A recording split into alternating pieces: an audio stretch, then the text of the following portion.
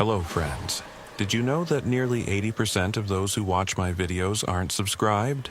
If you enjoy the content, I'd truly appreciate it if you hit that subscribe button.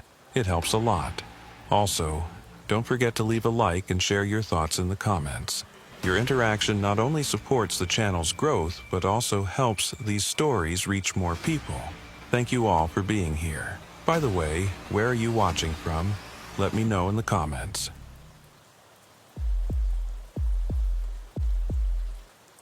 The file reached me in the second week of July. The corners of the manila envelope from the Phoenix office were stained with Arizona's fine dust that gets into everything. Inside were 3 incident reports, 2 witness statements that contradicted each other on every important point, and a single square photograph of 6 empty, worn chairs arranged in a perfect circle in a deserted place. I'm Special Agent Nathan Briggs. 22 years with the Bureau, 16 of those working cases that don't make sense on paper but somehow make even less sense in person. When my supervisor handed me this assignment, he didn't make eye contact. That should have been my first warning. The second warning was the case designation. Operation Sandfall. Operations get names. Incidents get numbers. When the Bureau names something before it's even classified, it means someone upstairs is already nervous. The town was called Persistence, population 214 according to the last census, though the way Deputy Marshal Colton spoke about it, you'd think half those people were ghosts already. I met him at a truck stop 17 miles outside the municipal limits, which apparently qualified as the town's main commercial district. He was leaning against a sun-bleached Ford Ranger, hat pulled low, aviators reflecting nothing but white sky and heat shimmer. "You're the Fed," he said. It wasn't a question. "Special Agent Briggs." He nodded once, didn't offer his hand. "They tell you what happened?" 6 people disappeared over a 9-day period. No bodies, no crime scene, no common connection between the victims except geographic proximity. "They tell you about the tape?" I looked at him. He was younger than I expected, maybe 35, but his face had that particular weathering that comes from too many hours staring into distances that never end. The kind of face that's seen something it doesn't want to talk about. "What tape?" He opened the passenger door of the Ranger. "Better if you hear it yourself." The drive to Persistence took 40 minutes on roads that barely qualified as roads. Washboard dirt tracks that rattled your teeth and made you wonder if your spine would ever properly align again. The landscape was exactly what you'd expect from this part of Arizona. Endless stretches of creosote and ocotillo, mountains in the distance that never seemed to get any closer, and a sun that didn't so much shine as punish. Colton didn't talk much during the drive.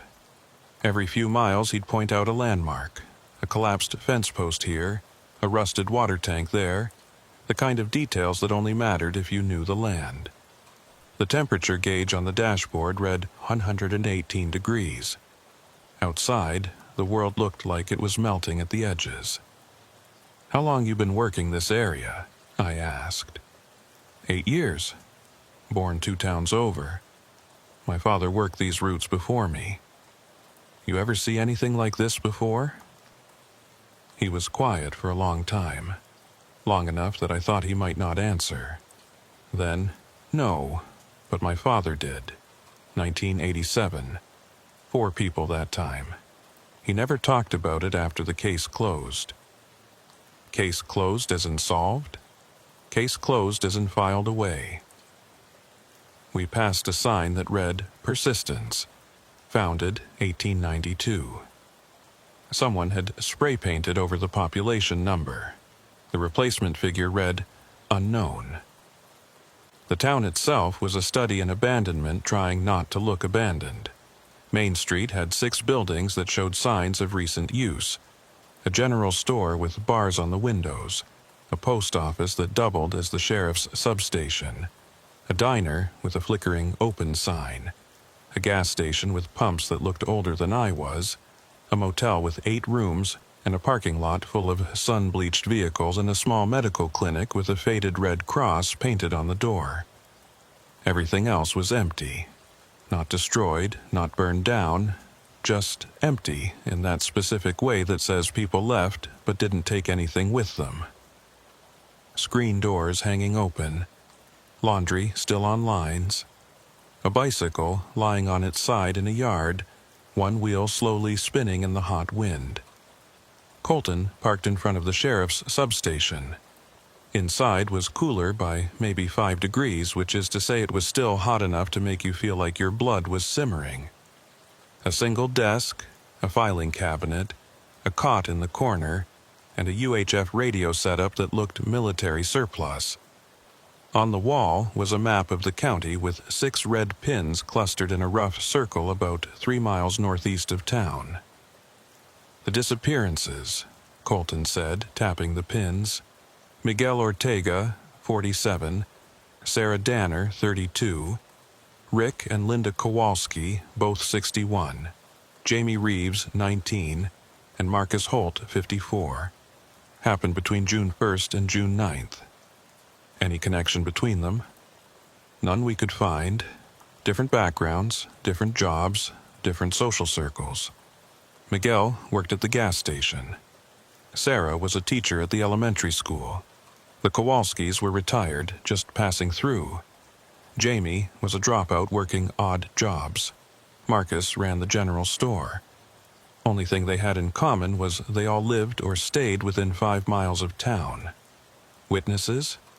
3. All say the same thing, more or less. They saw the missing person one evening, everything seemed normal. Next morning they were gone. No signs of struggle, no indications they planned to leave. In some cases, their vehicles were still parked where they left them. Keys still in the ignition. I studied the map. The red pins formed an almost perfect circle. Radius approximately 2.3 miles. In the center of the circle was nothing, just empty desert. "What's out there?" I asked, pointing to the center. "Nothing. Old survey roads from a mining operation in the 30s. Couple of abandoned equipment sheds. Nothing that would draw 6 people at different times." "And the tape?" Colton moved to the desk, opened a drawer, pulled out an evidence bag. Inside was a small digital voice recorder, the kind you could buy at any electronics store for $40. The recorder was covered in fine dust and showed signs of sun exposure, plastic slightly warped. "Found this 4 days ago," Colton said. "Exactly in the center of that circle. It was sitting on top of a flat rock, like someone placed it there deliberately. No tracks leading to or from it. No disturbance in the surrounding sand. You listened to it? Once. Haven't played it since." He handed me the evidence bag. Through the plastic, I could see the recorder's LCD display was still lit. Battery indicator showing half charge. The record button was pressed in, locked in the on position. "Still recording?" I asked. "Has been for 4 days straight. Shouldn't be possible. Battery should have died after 12 hours, max." I turned the bag over in my hands. There was something else, something Colton wasn't saying. I could see it in the way he wouldn't look at the recorder directly, the way his jaw tightened when I asked about it. "What's on the tape, Deputy?" He finally met my eyes. "You need to hear it. But I'm going to tell you right now, after you do, you're going to want to leave. You're going to want to file a report that says this is a dead end, no leads, case suspended pending new evidence. You're going to want to forget you ever came here. I'm not in the habit of running from evidence. This isn't evidence, this is something else." He pulled a small portable speaker from another drawer, connected it to the recorder through the evidence bag's seal access point, and pressed play. For the first 5 seconds, there was nothing but the hiss of dead air and the occasional pop of static. Then a voice emerged from the background noise. Male, middle-aged, calm in the way people are calm when they're reading a script or reciting something memorized. The distance between intention and destination is measured in hours that do not belong to clocks. Pause. 10 seconds of static. The distance between intention and destination is measured in hours that do not belong to clocks. Same voice, same cadence, same inflection on every word. The distance between intention and destination is measured in hours that do not belong to clocks. Colton stopped the playback. It repeats, exactly the same, every 43 seconds. I timed it. For 4 days straight, that sentence over and over. I had someone at the state lab analyze the waveform. It's not a loop. Each repetition is a unique recording. Same voice speaking the same words with identical timing and intonation, but technically distinct iterations. I stared at the recorder. Who's the speaker? We don't know. Ran it through voice analysis. No match in any database. What about the 6 missing people? Could it be one of them? We had families provide voice samples for comparison. No match. I picked up the evidence bag again, held it up to the light. The recorder was a standard commercial model, nothing special about it. But there was something about the way it sat in the bag. Something about the weight of it in my hand that felt wrong. Not physically wrong, but wrong in some other way I couldn't articulate. You said you found this in the center of the circle, yes? Show me. Colton hesitated. It's 3 miles out. Heat's going to be pushing 120 by the time we get there. I need to see the location. He nodded slowly, like a man agreeing to something he knows is a bad idea. We'll take the Ranger. There's a trail that gets us within half a mile. We load it up with water, a GPS unit, and a handheld radio for backup communication. Colton also grabbed a shotgun from a locked case, which struck me as either very cautious or very informed. Planning on encountering wildlife? I asked. Something like that. The trail was worse than the main road, if that was possible. We followed a series of survey markers left by mining operations decades ago, posts that were little more than rotted wood and faded paint. The GPS guided us through terrain that all looked identical, endless variations of sand and scrub and rock formations that could have been 5 years old or 5,000. After 20 minutes, we stopped. According to the GPS, we were 0.4 miles from the target coordinates. Colton killed the engine and we sat for a moment in the sudden silence, broken only by the tick of cooling metal and the whisper of wind through the window seals. From here we walk, he said. The heat outside the vehicle was like walking into a physical wall. The air was so hot it hurt to breathe, felt like inhaling steam from a kettle. My sunglasses did almost nothing against the glare, and within 30 seconds I could feel sweat soaking through my shirt. We walked northwest, following the GPS coordinates. Colton led, I followed, both of us conserving energy and words. The landscape was utterly featureless, a monotony of desert that seemed to stretch in every direction without variation. No landmarks, no distinguishing characteristics. Nothing to suggest why anyone would come out here deliberately. After 15 minutes, Colton stopped and pointed. There. At first I didn't see anything. Then my eyes adjusted to what I was looking for and I spotted it. A flat rock, roughly 3 feet in diameter, sitting alone in a small clearing of hard-packed sand. The rock was dark basalt, unusual for this area, and perfectly level on top. Around it, the sand was undisturbed. No footprints, no tire tracks, no indication that anyone had been here recently. Except the rock wasn't quite alone. In the sand around it, at precise intervals, were 6 shallow depressions, each about 2 feet across, arranged in a perfect circle with the rock at the center. The chairs, I said. From the photograph, yeah. Found them here 3 days before the recorder. Cheap folding chairs. The kind you buy for $5 at a hardware store. They were sitting here, evenly spaced, facing inward. No explanation for how they got here or why. Where are they now? Evidence lockup in Phoenix. Fingerprint analysis came back with prints from all 6 missing persons. Only their prints. No one else's. I walked slowly around the circle, studying the depressions, the rock, the surrounding area. The sand here was different from the rest of the desert. Harder packed, almost like it had been compressed by something heavy. But there were no tracks, no trails, nothing to indicate how 6 people in 6 chairs had arrived at this spot. You're telling me 6 people came out here, sat in these chairs, and then vanished? I'm not telling you anything. I'm showing you what we found. I knelt next to one of the depressions, touched the compacted sand. It was cool, several degrees cooler than the surrounding desert, which shouldn't have been possible in this heat. When you found the recorder, was it playing? Yes, same message, same interval. And it was sitting on this rock, centered, perfectly centered. I stood, looked at the GPS unit. The coordinates placed us at exactly 34.7, 192 112, 81 W. I pulled out my phone, checked if there was any cell coverage. Nothing. We were in a dead zone, which was normal for this part of Arizona, but there was something about the absolute absence of signal that felt deliberate.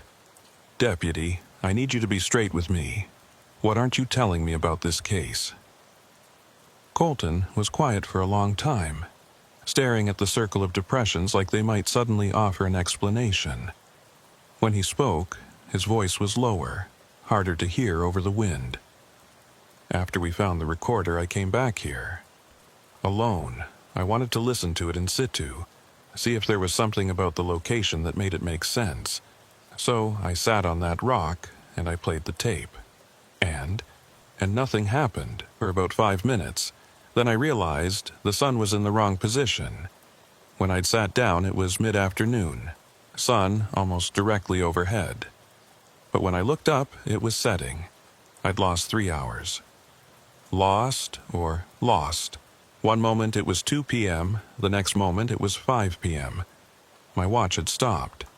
The GPS had reset, and the recorder was still playing the same message, but the timestamp on the recording had jumped forward by exactly 3 hours and 17 minutes. I looked at him. His face was absolutely serious, no hint of uncertainty or deception. This was a man reporting facts as he understood them, regardless of how impossible those facts seemed. 3 hours and 17 minutes. Yes. Did you experience anything during that time? Any sensation, nothing. It was like blinking. 1 second, then the next. Except 3 hours had passed. I turned back to the rock, studied it more carefully. There was nothing remarkable about it, just a flat piece of basalt sitting in the desert. But there was something about it that made me not want to get too close. Something about the way it sat there so perfectly level in the middle of nowhere. Has anyone else experienced time loss out here? Not that I know of, but I'm the only one who's been back since we found the recorder. I filed a report with the county, but they told me to wait for federal assistance before proceeding. So I waited. And you're here. The families of the missing persons. They haven't been out here? We kept the location confidential. Told them we were following leads in multiple locations. Why? He was quiet again. That same hesitation I'd seen in the office. Because my father told me something before he died. He said if we ever found chairs in the desert, arranged in a circle, we should close the file and walk away. He said there are some things the desert keeps, and we should let it keep them. Your father was talking about the 1987 disappearances. Yes. Did he find chairs then? He never said. But 3 months after those 4 people vanished, he put in for early retirement, moved to Tucson, never came back to Persistence, and he never explained why. The wind picked up. carrying with it that peculiar smell of superheated rock and ancient dust. In the distance, I could hear something that might have been a hawk, or might have been wind through a crack in stone. The desert has a way of making every sound seem both close and infinitely far away. "I want to hear the tape again," I said. "Here, in this location." Colton reached into his pack, pulled out the evidence bag with the recorder. He handed it to me without a word. I sat down on the rock, felt the coolness of it through my pants, a coolness that shouldn't exist in 120-degree heat. I pulled the recorder from the bag, checked the display. Still recording, still half battery. I pressed play. "The distance between intention and destination is measured in hours that do not belong to clocks." The voice was clearer out here, sharper, like the desert itself was amplifying it. I could hear nuances I hadn't caught in the office, a slight wetness to the consonants, a barely perceptible accent that might have been West Texas or might have been something older. "The distance between intention and destination is measured in hours that do not belong to clocks." I looked at my watch. 3:47 p.m. The second hand was moving normally, steady tick-tick-tick around the dial. "The distance between intention and destination is measured in hours that do not belong to clocks." Colton was standing about 20 feet away, watching me carefully. His hand was near the shotgun, though I couldn't tell if that was conscious or reflexive. "The distance between intention and destination is measured in hours that do not belong to clocks." I counted, 43 seconds exactly between each repetition. "The distance between intention and destination is measured in hours that do not belong to clocks." The sun was directly overhead, fierce and white. "The distance between intention and destination is measured in hours that do not belong to clocks." I looked at my watch. 3:48 p.m. 1 minute had passed. "The distance between intention and destination is measured in hours that do not belong to clocks." Something moved in my peripheral vision, but when I turned to look, there was nothing there, just heat shimmer and empty desert. "The distance between intention and destination is measured in hours that do not belong to clocks." I pressed stop, checked my watch. 3:49 p.m. 2 minutes total, everything was normal. Except when I looked up at Colton, his expression had changed. He was staring at me like he'd just seen something impossible. "What?" I asked. "How long did you listen?" 2 minutes, maybe a little less. "Why?" He held up his own watch. "Agent Briggs, it's 5:32. I looked at my watch again. 3:49 p.m. Looked at the GPS unit on my belt. 3:49 p.m. Looked at the sun. It was setting. The shadow cast by the rock stretched long across the sand, pointing almost due east. The temperature had dropped to something closer to 90 degrees. The light had that particular golden quality that only comes in the hour before dusk. "That's not possible," I said. Colton walked closer, slowly, like approaching a spooked animal. "Look at your phone." I pulled it out. No signal, but the timestamp was clear. 17:32, 5:32 p.m. "I watched you," Colton said quietly. "You sat down on that rock at 3:47. I timed it because I wanted to see if the same thing would happen to you. You played the tape for exactly 90 seconds, then stopped. You looked at your watch, you looked at me, you asked, 'What?' and it was 5:30. 1 hour and 43 minutes had passed, but you experienced it as 2 minutes. I stood up from the rock, felt momentarily dizzy. The recorder was still in my hand, display still showing the recording in progress. I checked the timestamp on the file. It showed 5 hours and 27 minutes of continuous recording since I'd last started playback. "This isn't possible," I said again, and yet it happened. I walked away from the rock, away from the circle of depressions, put distance between myself and whatever that place was. My watch was still showing 3:49 p.m., frozen at that time, second hand stuck in place. I tapped it, shook it. Nothing changed. "We need to leave," Colton said. "Now. I need to document this, take photographs, soil samples, measurements. Agent Briggs, with respect, no you don't. What you need to do is exactly what I did. You need to walk away from this rock, get back to town, and write a report that says the investigation is ongoing but inconclusive." "I can't do that." "Yes, you can. Because whatever is happening out here, it's not something the Bureau can investigate. It's not something anyone can investigate." I looked back at the rock, at the circle, at the place where 6 people had sat, and then vanished. The recorder in my hand was still playing, still speaking that same sentence over and over, and for just a moment I could hear something underneath the words, something that sounded like breathing or wind or both. "I need more time," I said. "Time is exactly what you don't have out here," Colton said. "Or rather, time isn't what you think it is out here. Please, we should go." He was right, of course.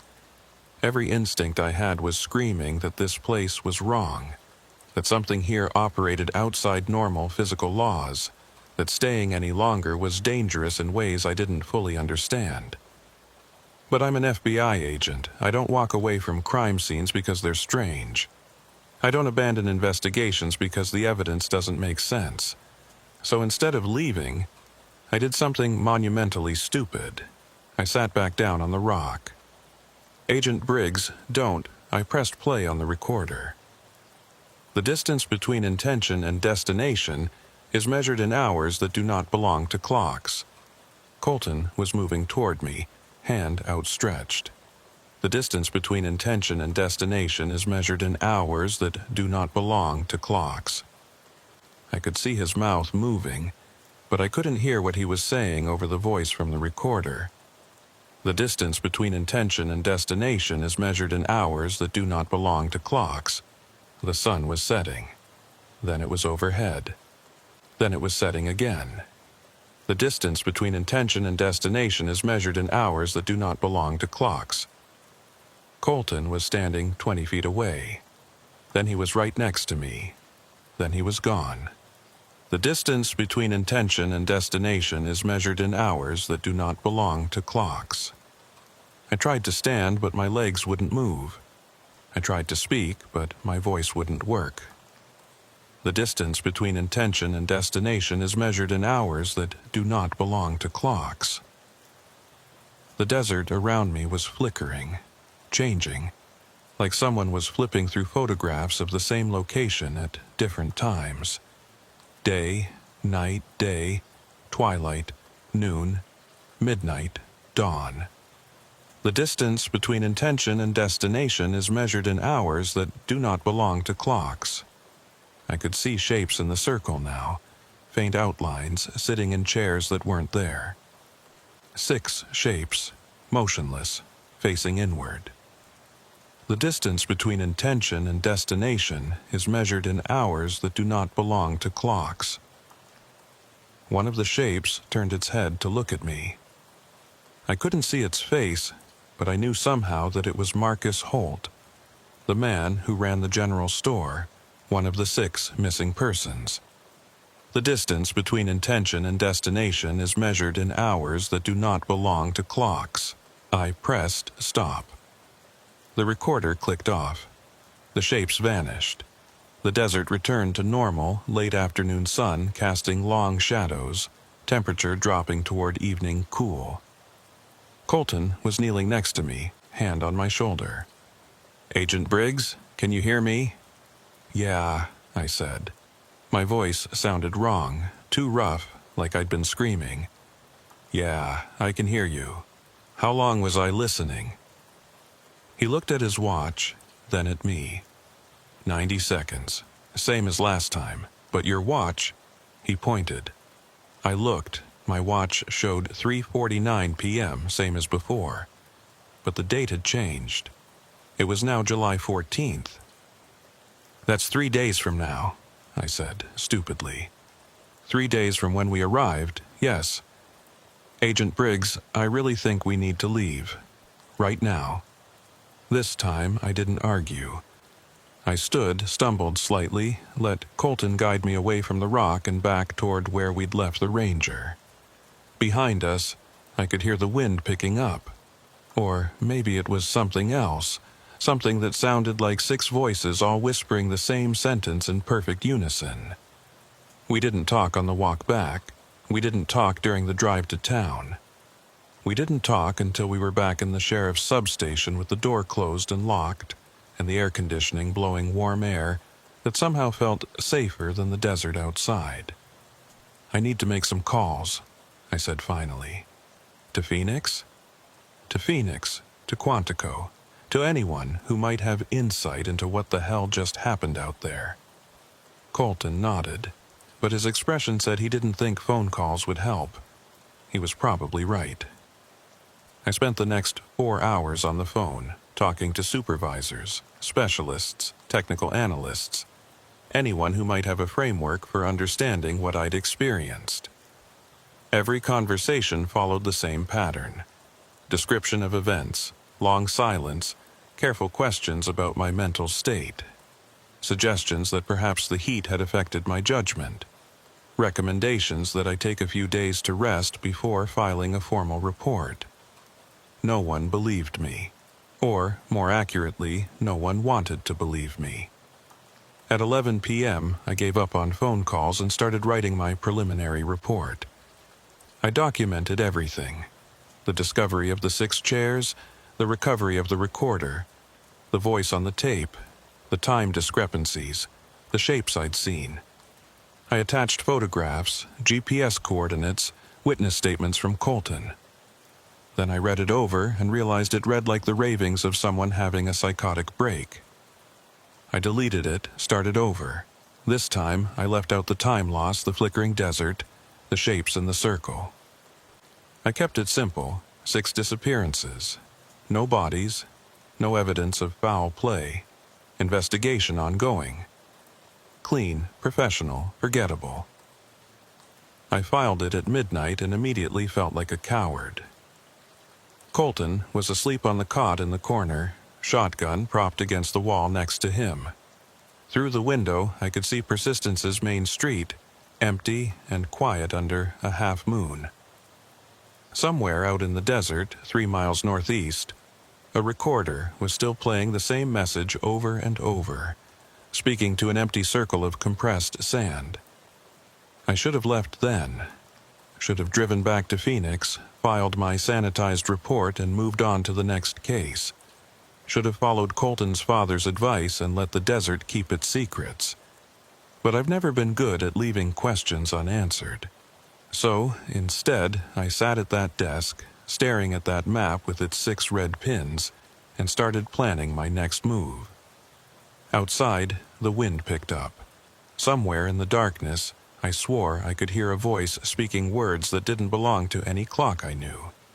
I spent the next 3 days in Persistence trying to establish a coherent timeline.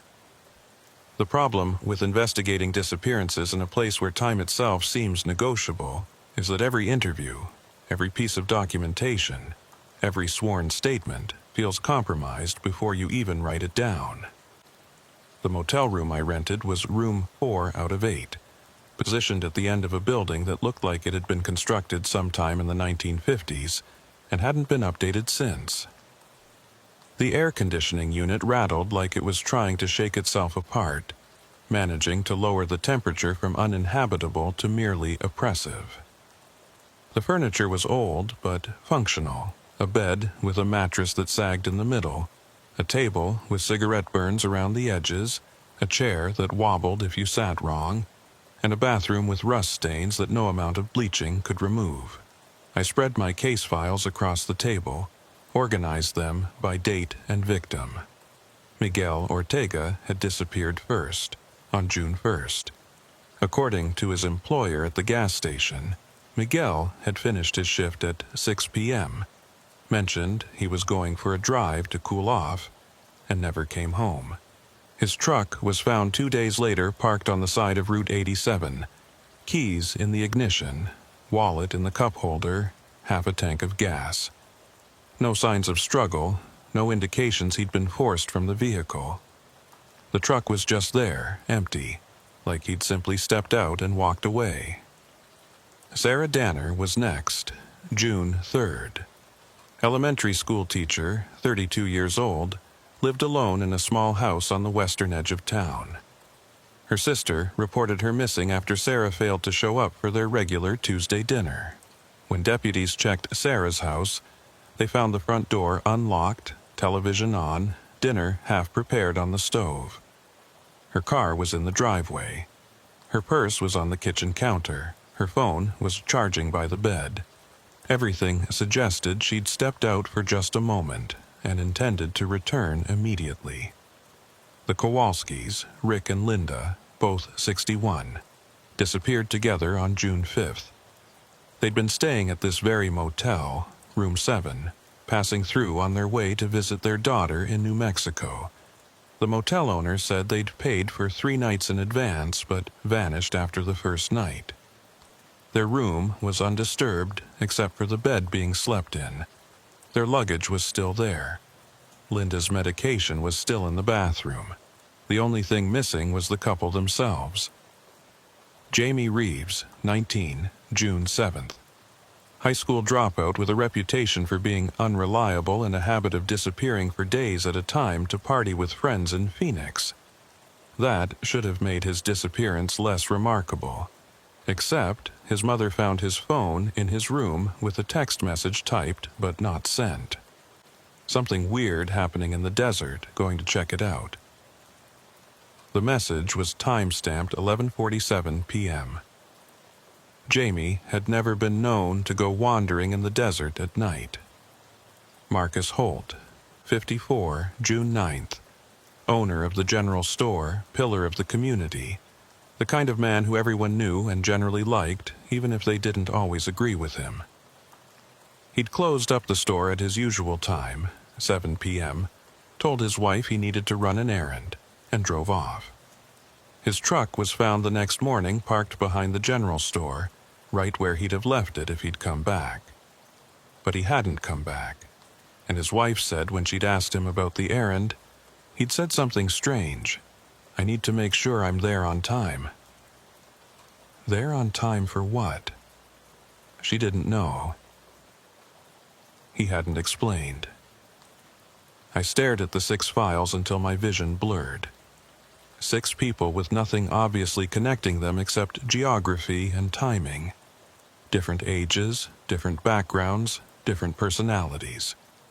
Miguel had been quiet and religious.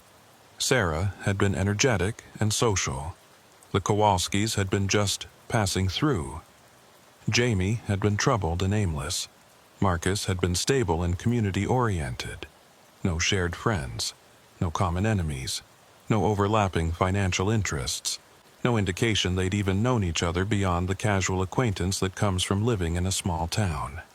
The only thread connecting them was that circle in the desert and those 6 folding chairs arranged with mathematical precision. I decided to start with the families. Get their stories directly, hear what they remembered about the days leading up to the disappearances. Look for patterns that might not be obvious in written reports. Miguel Ortega's widow, Rosa, lived in a small, manufactured home on the southern edge of town. She answered the door with the kind of exhausted wariness that comes from being asked the same questions too many times by too many officials. I showed her my credentials, explained I was reviewing the case, asked if she had time to talk. "The other police already asked everything," she said. Her English was accented but clear. "I don't know what else to tell you. I'm sorry to trouble you again, Mrs. Ortega. I know this is difficult. I just want to make sure we haven't missed anything." She studied me for a long moment, then stepped aside to let me in. The interior was modest but immaculate. Religious icons on the walls, photographs of children and grandchildren on every surface. She offered me water, which I accepted, and we sat at a small dining table positioned beneath a ceiling fan that turned slowly overhead. "Tell me about Miguel," I said. "What kind of person was he?" "Good man, quiet. He worked hard, took care of his family, never caused trouble." "In the days before he disappeared, did you notice anything unusual about his behavior? Any changes in routine, mood, anything at all?" She was quiet, thinking. "He was distracted. Last week before he disappeared, maybe 3-4 days. He would stop sometimes and just look at nothing. I would ask what's wrong. He would say nothing, but I could tell something was bothering him." "Did he say what?" "No, but I heard him talking on the phone one time. He was in the garage, thought I couldn't hear. He was telling someone about a dream he had." "A dream about what?" "He said he dreamed about sitting in the desert with strangers. He said in the dream they were all waiting for something, but he didn't know what. He said the dream felt real, more real than being awake." I wrote this down, felt something cold settle in my stomach. Did he say who he was talking to? I don't know. When I asked later, he said it was nobody, just someone from work. "Do you know if any of the other missing people had similar dreams?" "I don't know about the others, but at Miguel's funeral, Sarah Danner's sister mentioned Sarah had been having nightmares. Bad ones. That's all she said. I thanked Rosa, gave her my card, told her to call if she remembered anything else. She nodded, but I could tell she didn't expect anything to come from it. Too many investigators, too many questions, too few answers. I drove across town to speak with Linda Danner, Sarah's sister. She lived in a larger house near the school where Sarah had taught, a place with an actual lawn and trees, luxuries in this part of Arizona. She invited me in immediately, seemed almost grateful to have someone showing renewed interest in the case. "Everyone else has given up," she said, pouring coffee I didn't want but accepted out of politeness. "The county says they're still investigating, but I can tell they're just going through the motions. Sarah's been gone over a month, and I don't think anyone's actively looking for her anymore." "I'm looking," I said. "Can you tell me about the nightmares Sarah was having?" Linda paused, mid-pour, looked at me sharply. "How did you know about those?" "It came up in another interview. Can you describe them?" She finished pouring, sat down across from me. "Sarah called me about a week before she disappeared. She said she'd been having the same dream every night for 3 nights in a row. She dreamed she was sitting in a circle in the desert with people she didn't know. She said they were all very quiet, just sitting and waiting. She could see the sun moving across the sky, but it was moving wrong. Too fast or too slow, she couldn't tell which. And there was a voice saying something over and over, the same sentence, but she couldn't quite make out the words." The cold feeling in my stomach intensified. "Did she say anything else about the dream?" "She said it felt like a memory more than a dream, like she was remembering something that hadn't happened yet. I told her she was working too hard, needed to take some time off, but—" Linda's voice caught. "But then she vanished, and now I wonder if the dreams meant something." "Did she mention if anyone else was having similar dreams?" "She didn't say." "Why? Are others having them?" I didn't answer directly. "Did Sarah seem frightened by the dreams?" "No, that's what was strange. She said the dreams didn't scare her. They just made her feel like she needed to be somewhere at a specific time, but she didn't know where or when." I needed to be there on time. Marcus Holt's last words to his wife. I interviewed 4 more families that day and into the evening. Each conversation revealed variations on the same theme. In the days before disappearing, the victims had all experienced vivid dreams about sitting in a circle in the desert. Some had mentioned the dreams to family members, others had kept quiet about them. but the pattern was unmistakable. Jamie Reeves's mother said he'd woken up screaming 3 nights before he vanished, shouting something about how the son was wrong.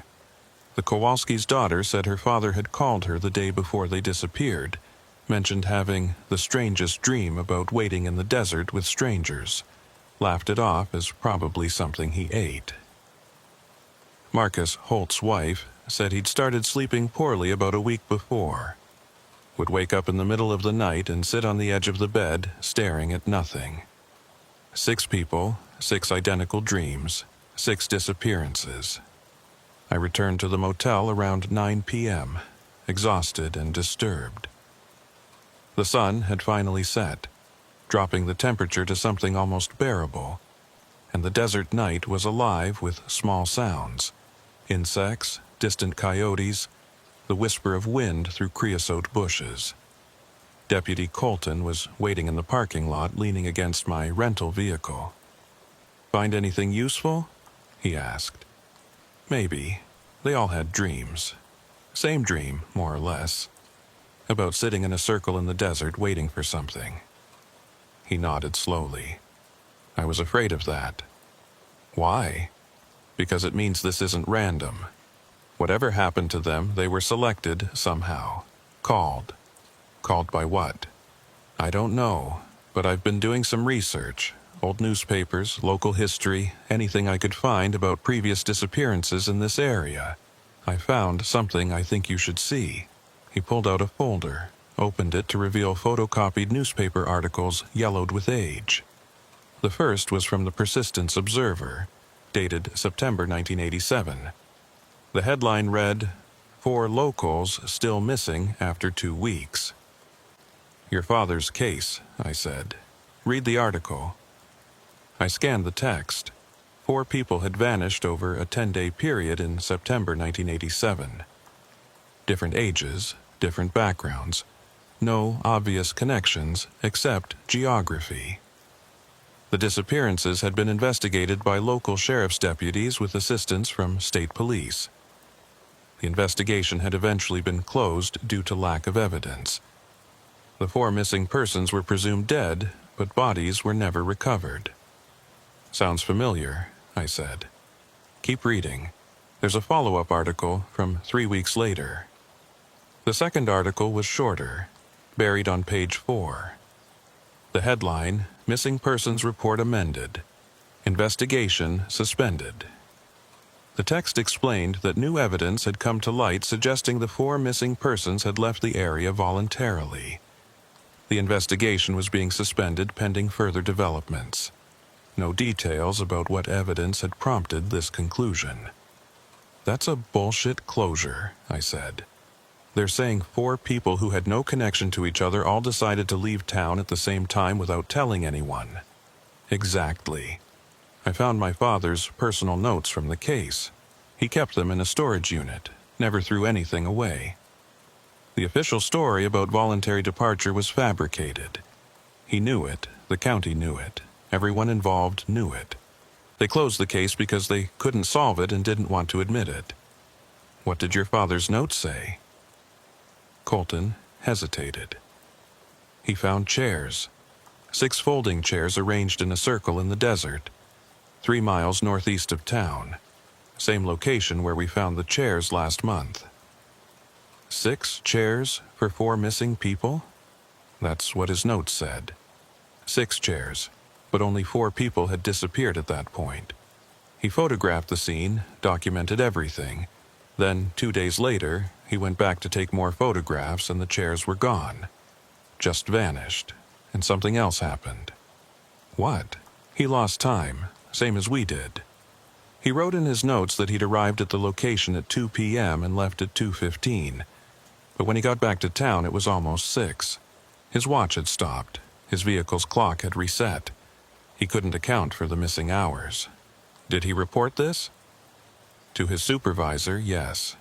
Who told him to close the file and move on. Said there was no point pursuing a case they couldn't solve and that dwelling on unexplainable elements would only make the department look incompetent. So he buried it. He did. But he told me about it before he died. He said the desert has its own rules and we're fools to think we understand them. He said there are places where time doesn't work right, where the normal laws break down, and that spot northeast of town is one of them. He said if I ever encountered anything similar, I should walk away and never look back. But you didn't walk away. No, because 6 more people have disappeared, and I have a responsibility to at least try to figure out what's happening, even if I can't stop it. I handed the folder back to him. I need to go back to that location, during the day, properly equipped, with witnesses and documentation. We need to establish exactly what's happening there. Agent Briggs, with respect, that's insane. You've already experienced time lost there once. Going back deliberately is asking for trouble.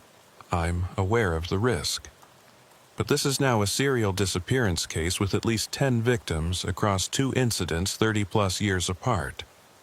If there's a pattern, if there's something about that location that can be understood and documented, then I have an obligation to pursue it. Colton studied me for a long moment. You won't find anything that makes sense. That place doesn't want to be understood. Maybe not, but I have to try. He sighed, pushed off from the car. Fine, but we're doing this right. Multiple vehicles, multiple witnesses, limited exposure time, and a strict extraction protocol. If anything goes sideways, we leave immediately. Agreed? Agreed. Tomorrow morning, 0600, bring water, GPS, backup radio, and write a letter to your family explaining where you're going. If you vanish out there, at least they'll know what happened. You're a real optimist, Deputy. I'm a realist. This desert has already taken 10 people that we know of. There's no reason to think it won't take more. That night, I lay in bed in room 4, listening to the air conditioner rattle and watching shadows from passing headlights track across the ceiling.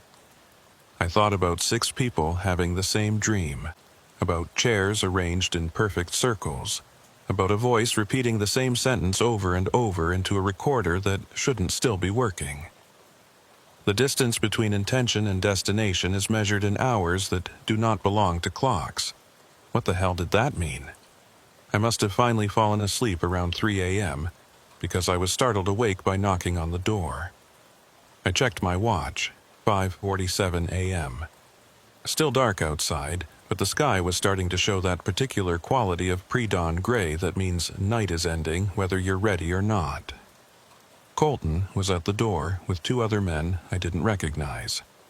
Agent Briggs, this is Travis Mercer and Dale Bishop. They work for County Search and Rescue.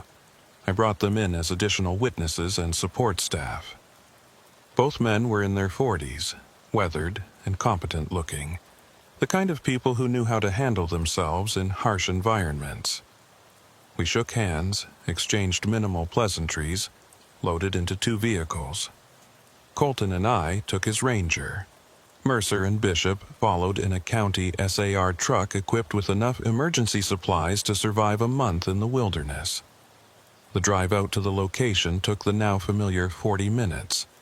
The sun was rising as we arrived, turning the eastern sky into gradations of orange and pink that would have been beautiful if I wasn't so focused on what we were about to do. We parked both vehicles and distributed equipment. GPS units, 2-way radios, digital cameras, water, backup batteries, first aid kit. I also brought a portable atomic clock, the kind that syncs with the official time signal from NIST. If we experienced time loss again, I wanted an independent reference that couldn't be disputed.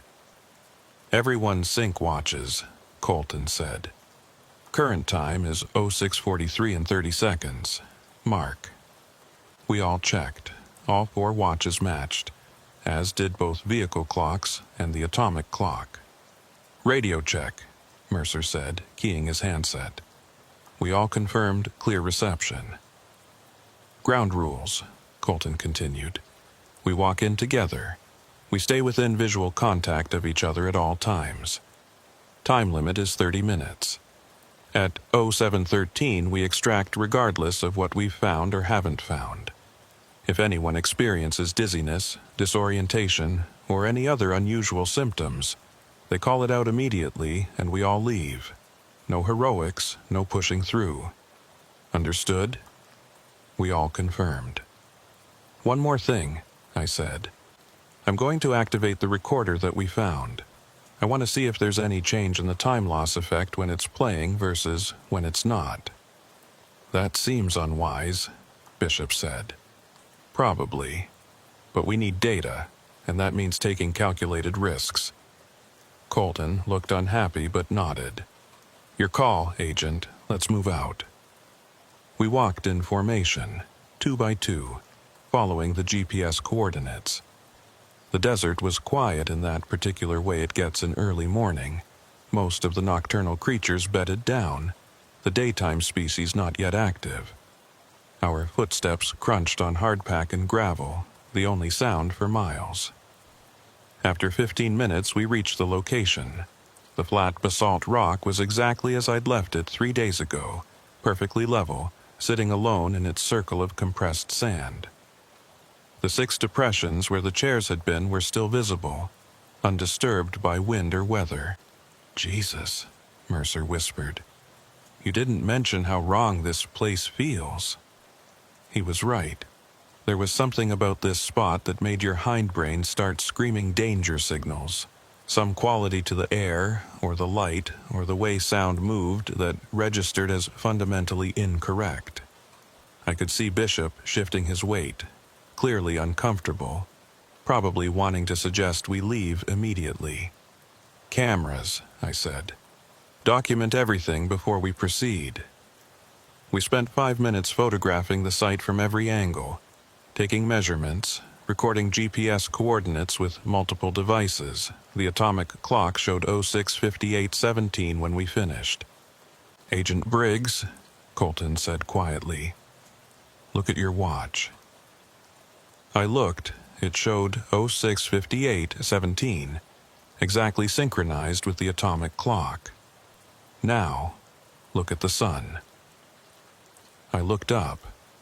The sun was noticeably higher than it should have been.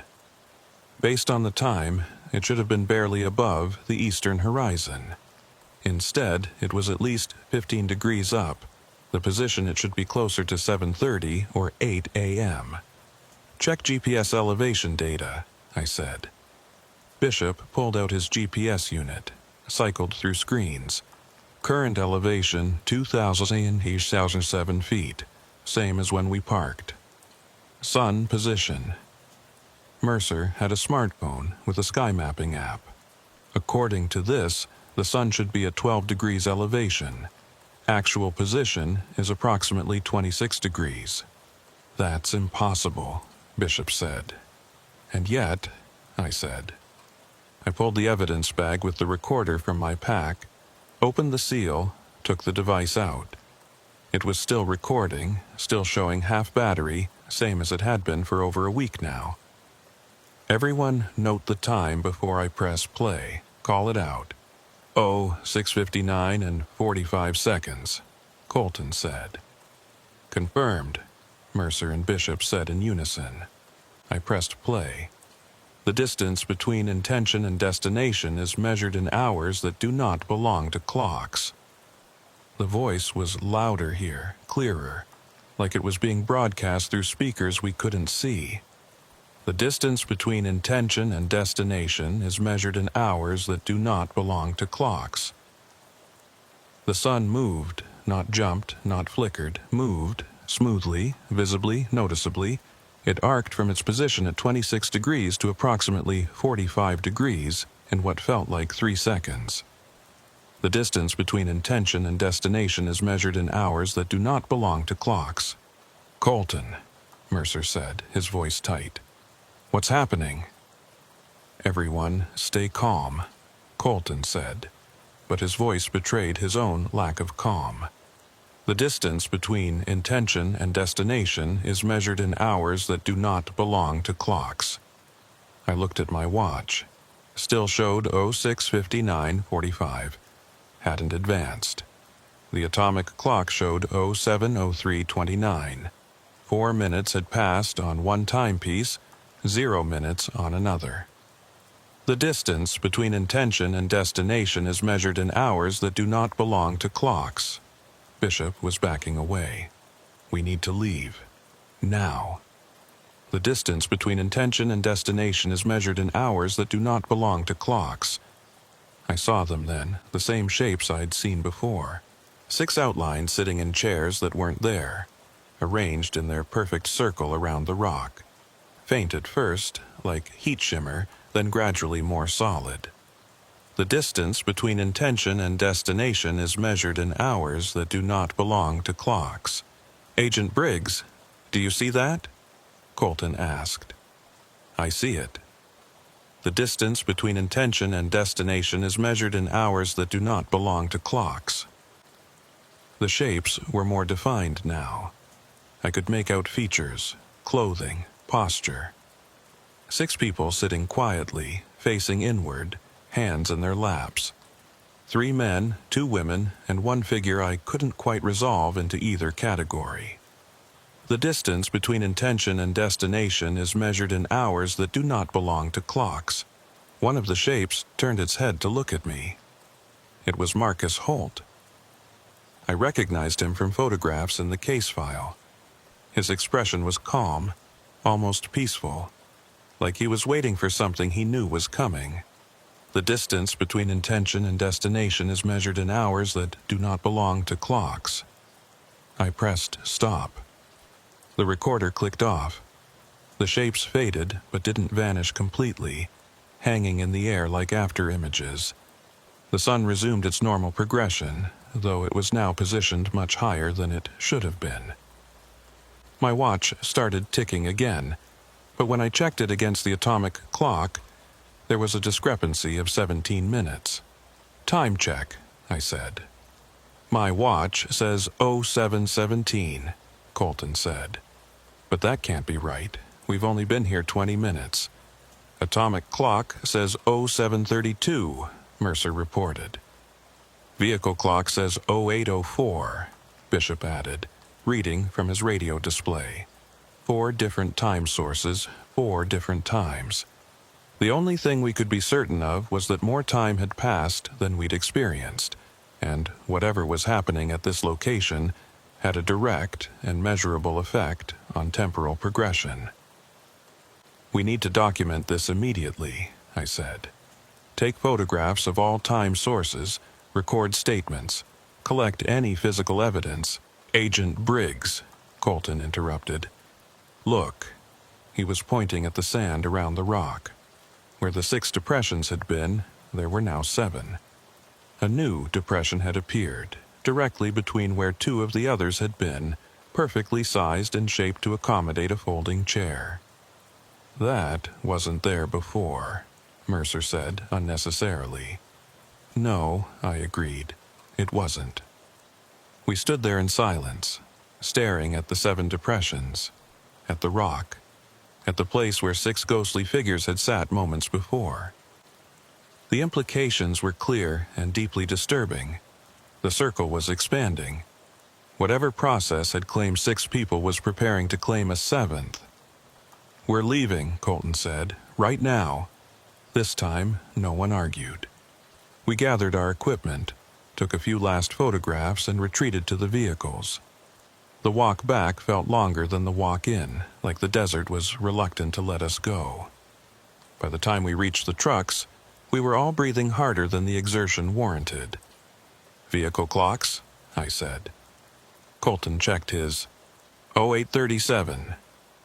Bishop checked the Sayar truck. 9:15. Neither time matched what our watches showed or what the atomic clock indicated. We'd experienced roughly 35 minutes of subjective time, but the vehicles were reporting anywhere from 55 minutes to 93 minutes had passed. This is impossible, Bishop said again, but with less conviction this time. We need to get this evidence to specialists, I said. Physics experts, temporal mechanics researchers, anyone who might be able to explain what's happening. Agent Briggs, Mercer said carefully. "With respect, I don't think this is a physics problem." "Then what is it?" He was quiet for a moment, choosing his words carefully. "My grandfather was Navajo. He used to tell stories about places in the desert where time doesn't work right, where the normal world overlaps with something else. He called them thin places. Said you should never linger in them because the longer you stay, the harder it is to leave. You think this is a thin place? I think, whatever this is, it's not something science is equipped to handle." We drove back to Persistence in silence.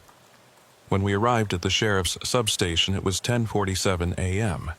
according to the wall clock, 09:23 according to my watch, and 11:05 according to the atomic clock. Time itself had fragmented, each device reporting a different reality. I spent the rest of the day writing reports that I knew would be dismissed as either equipment malfunction or observer error.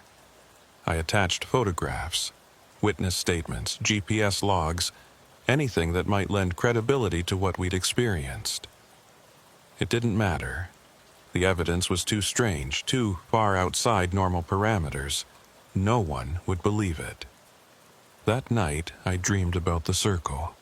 6 figures sitting quietly, faces indistinct, waiting for something that never came. In the dream, I could hear the voice from the recorder, speaking its endless message, but underneath it was another sound, breathing, or wind, or both. When I woke, it was 3:47 a.m., the same time my watch had frozen it during my first visit to the rock. I looked at my phone, checked the time. 3:47 a.m. I got up, looked out the motel window at the empty street. The half-moon cast long shadows. Nothing moved. Everything was quiet. Except somewhere in the distance I could hear something. A voice, faint but distinct, speaking words I couldn't quite make out. I knew I should ignore it. Knew I should go back to bed, file my report in the morning, and request reassignment to literally any other case. But I'm an FBI agent, and that voice was evidence.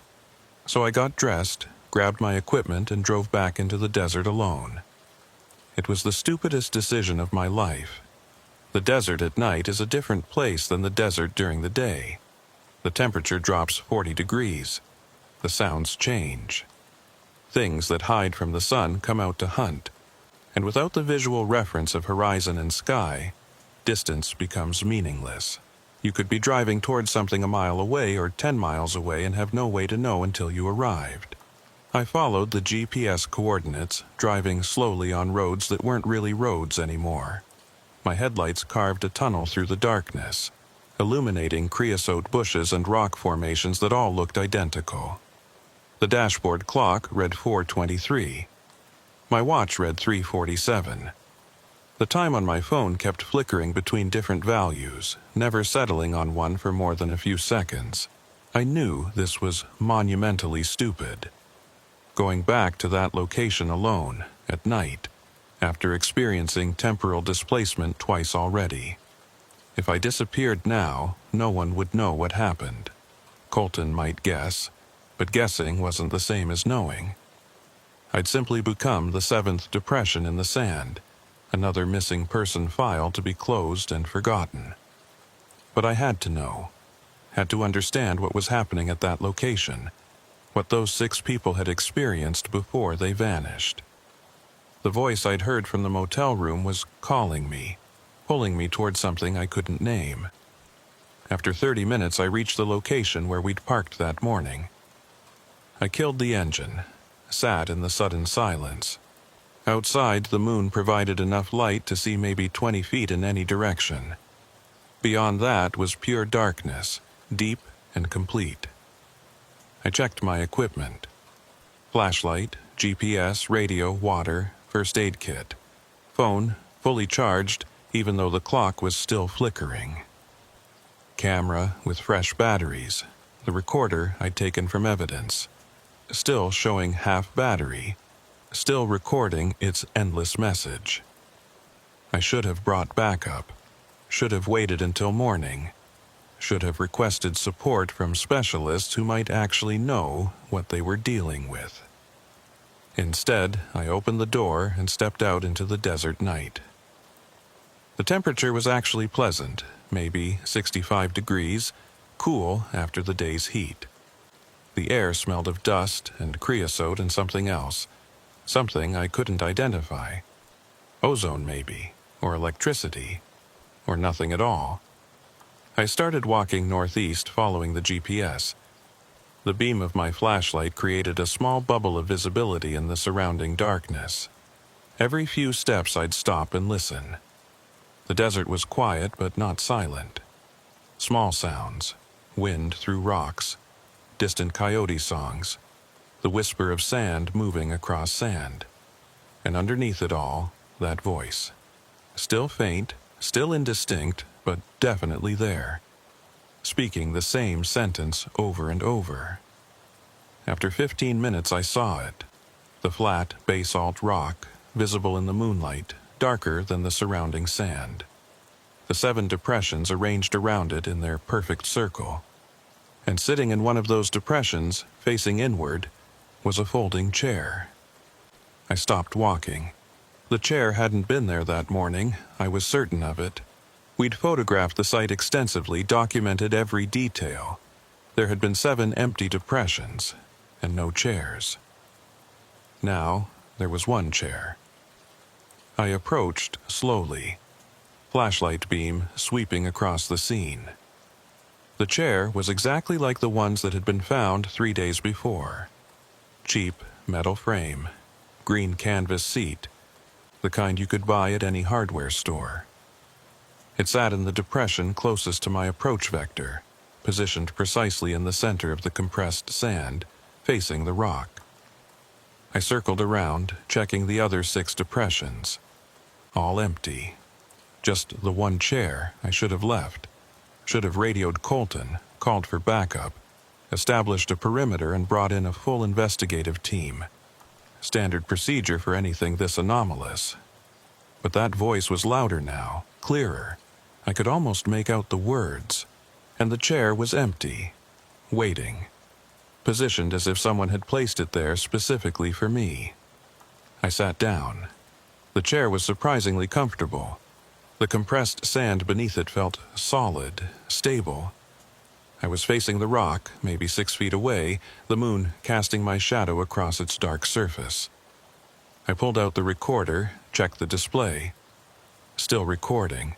I placed it on the rock, centered it carefully, pressed play.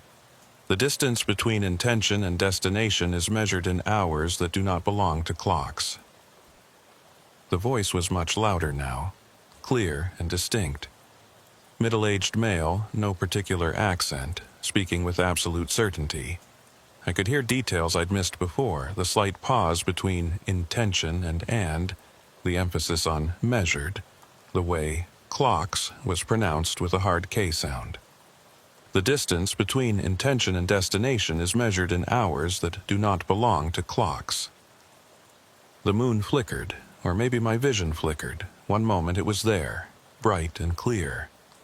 Next moment it was slightly lower in the sky.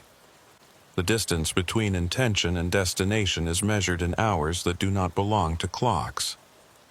I looked at my watch. 3:47. Looked at the GPS. Timestamp. 04:52. Looked at the phone. The display showed 3:14. The distance between intention and destination is measured in hours that do not belong to clocks. 5 shapes materialized in 5 of the other depressions. Not slowly, not gradually. They were simply there, as if they'd always been there, and I was only now able to see them. 3 men, 2 women, sitting quietly, hands folded in their laps, faces calm.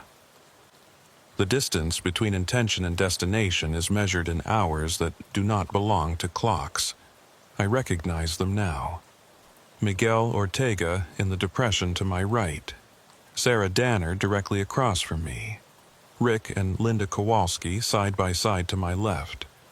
Marcus Holt next to them. Jamie Reeves should have been in the remaining empty depression, but that space was vacant. The distance between intention and destination is measured in hours that do not belong to clocks. "Where's Jamie?" I asked. My voice sounded strange, muffled, like I was speaking through cotton.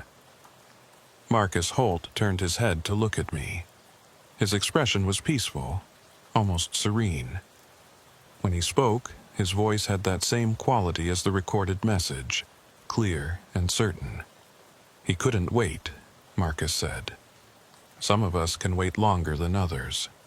The distance between intention and destination is measured in hours that do not belong to clocks." Wait for what? For the crossing to complete, for the hours to align, for the intention to match the destination. The distance between intention and destination is measured in hours that do not belong to clocks. Sarah Danner spoke next, her voice soft.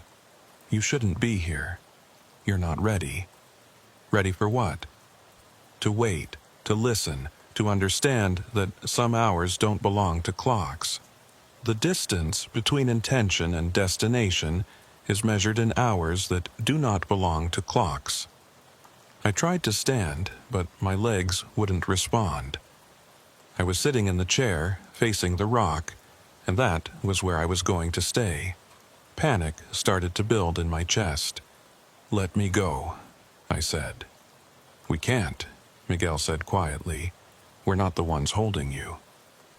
The distance between intention and destination is measured in hours that do not belong to clocks.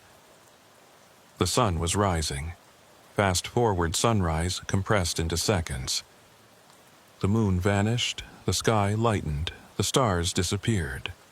Day arrived in a rush of gold and white. The distance between intention and destination is measured in hours that do not belong to clocks. Then it was night again. Full darkness, moon back in position. The transition took maybe 3 seconds. The distance between intention and destination is measured in hours that do not belong to clocks. Day, night, day, night. The cycle repeating faster and faster, time compressing and expanding like an accordion. My watch was spinning, hands blurring. The GPS display was scrolling through timestamps too quickly to read. My phone had frozen, display showing only static. The distance between intention and destination is measured in hours that do not belong to clocks. "How do I stop this?" I asked. "You don't," Linda Kowalski said gently. "You wait until the hours align, until intention meets destination, until you've waited long enough to leave." How long is that? Different for everyone. Jamie only waited 3 hours. He couldn't hold on longer. Marcus has been here 6 weeks. The rest of us are somewhere in between. The distance between intention and destination is measured in hours that do not belong to clocks. 6 weeks? But you've only been gone a month. "Time doesn't work the same here," Rick Kowalski said. "Inside the circle and outside the circle are different. Inside, we experience days and weeks. Outside, hours pass. The ratio isn't consistent. The distance between intention and destination is measured in hours that do not belong to clocks." The day-night cycle was slowing now, settling into a rhythm. Day for what felt like an hour. Night for the same. Then again, and again. "What happens after you wait long enough?" I asked. No one answered. They just sat there, calm and patient, hands in their laps, facing the rock. The distance between intention and destination is measured in hours that do not belong to clocks. I tried the radio, pressed transmit, called for Colton. Nothing but static. Tried my phone. No signal, display still frozen. Tried to stand again, still paralyzed from the waist down. The distance between intention and destination is measured in hours that do not belong to clocks. "Please," I said, "tell me what happens." Sarah leaned forward slightly. We cross, from intention to destination, from inside to outside, from hours that don't belong to clocks to hours that do. Cross to where? We don't know, but it's where we're supposed to be, where we were always going to end up. The distance between intention and destination is measured in hours that do not belong to clocks. Day became night became day became night. The cycle was almost soothing now, predictable, a metronome marking time that had no meaning. My panic was fading, replaced by a strange calm. Maybe this wasn't so bad. Maybe I could just sit here and wait, however long it took, and eventually I'd cross to wherever they were going. The distance between intention and destination is measured in hours that do not belong to clocks. No, that wasn't right. That was the waiting talking, the circle's influence, the hours that didn't belong to clocks trying to make me accept this as normal. I was FBI Special Agent Nathan Briggs. I had a family, a job, a life outside this circle. I wasn't supposed to be here. I wasn't one of the 6 who had dreamed about this place, who'd been called here by whatever force operated in this thin place. I was here by choice, which meant I could leave by choice. The distance between intention and destination is measured in hours that do not belong to clocks. I focused on the recorder, sitting on the rock, still playing its endless message. The voice wasn't coming from the recorder. The recorder was receiving it, capturing it, but the source was somewhere else, somewhere in the desert or underneath it, or in between the hours that didn't align. The distance between intention and destination is measured in hours that do not belong to clocks. I reached for the recorder. My arm moved, slowly, like pushing through water. My fingers touched the plastic casing. The distance between intention and destination is measured in hours that do not belong to clocks. Don't, Marcus said quietly. If you stop it now, you'll be trapped halfway between, neither here nor there. The distance between intention and destination is measured in hours that do not belong to clocks. I'll take my chances. I pressed stop. Everything froze. Day-night cycle stopped mid-transition. The sky an impossible mixture of dawn and dusk simultaneously. The 5 figures frozen in their positions, mouths open mid-word. The wind stopped. Sound stopped. Even my own breathing stopped, or seemed to, though I could still feel my chest moving. The only thing still active was my mind, racing through the implications. I'd stopped the playback, but the effect hadn't ended. I was caught between states, between the normal world and whatever this place was, unable to fully exist in either. I pressed play. The distance between intention and destination is measured in hours that do not belong to clocks.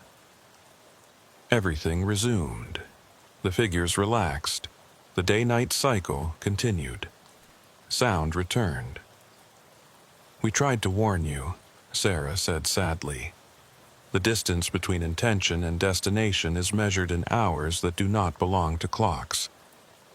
I needed a different approach. The recorder wasn't controlling this place, it was just documenting it. Stopping the playback didn't break the effect, it just suspended me in stasis. The distance between intention and destination is measured in hours that do not belong to clocks. What had Colton's father said? There are some things the desert keeps, and we should let it keep them. But I wasn't one of those things. I didn't belong here. The distance between intention and destination is measured in hours that do not belong to clocks. I thought about the 7th depression, the empty space where no chair sat. I'd sat in someone else's chair, taken someone else's position in the circle. But that 7th space was mine, or would be mine, if I stayed. The distance between intention and destination is measured in hours that do not belong to clocks. What if I moved? Not tried to leave the circle entirely, but shifted to the space that was meant for me. The distance between intention and destination is measured in hours that do not belong to clocks. I concentrated on standing, pushed against the paralysis, willed my legs to work. Nothing happened.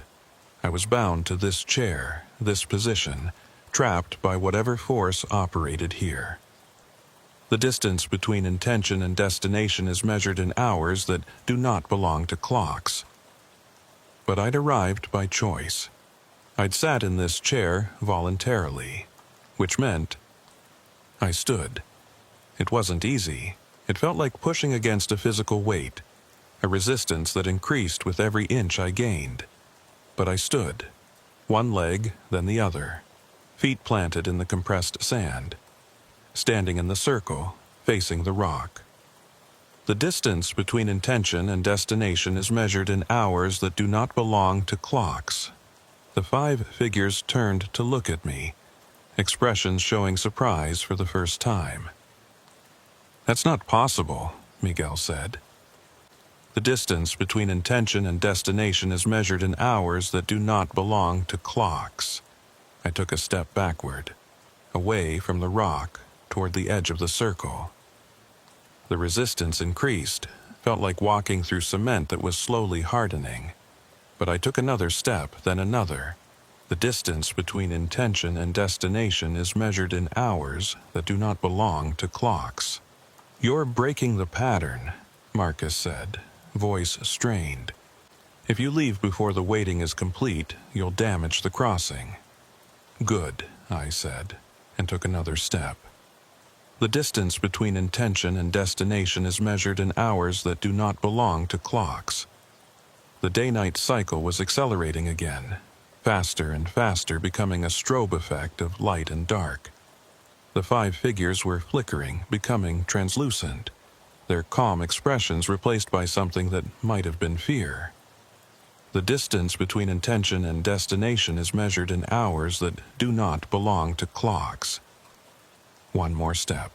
The edge of the circle was right there, maybe 2 feet away. I could see the boundary clearly now, a visible line where the compressed sand met the normal desert. Cross that line, and I'd be free. The distance between intention and destination is measured in hours that do not belong to clocks. I reached for my pocket, pulled out my FBI credentials, opened the wallet, let it fall into the circle. Proof that I'd been here. Evidence that couldn't be disputed. The distance between intention and destination is measured in hours that do not belong to clocks. Then I stepped across the line. The transition was immediate and violent. The day-night cycle vanished, replaced by stable darkness. The 5 figures disappeared. The rock became just a rock. The recorder fell silent mid-sentence. I collapsed onto normal sand, gasping, heart hammering. My watch showed 3:47. My phone showed 06:15. The GPS showed 09:33. I lay there for what felt like hours but was probably minutes, waiting for my body to remember how to function normally. Eventually, I managed to sit up, take stock. All my equipment was still functioning. I was still alive. I'd escaped. When I finally stood and looked back at the circle, I could see my credentials lying in the center of the compressed sand, next to the rock. And sitting in the chair I'd vacated was a figure. Faint, barely visible, but definitely there. It looked like me. I didn't go back for my credentials. I walked to my vehicle, drove back to Persistence, went directly to the motel. It was 7:23 a.m. according to the lobby clock. I'd been gone approximately 3 hours normal time, but I'd experienced what felt like at least 8 or 9 hours in the circle. Colton was waiting in the parking lot, leaning against my room's door. He took one look at me and his expression hardened. "You went back?" "Yes." "Alone?" "Yes." "You goddamn idiot." "Probably." He studied me for a long moment. "You got out. How?" "I'm not sure. Force of will? Wrong chair? Dumb luck? Maybe all 3. "Where's your credentials?" "Still there, in the circle. Evidence." Evidence of what? That I was there, that this happened, that whatever that place is, it's real and dangerous and needs to be documented. Colton shook his head. Agent Briggs, the Bureau is going to close this case. They're going to call it unsolvable, file it away and move on.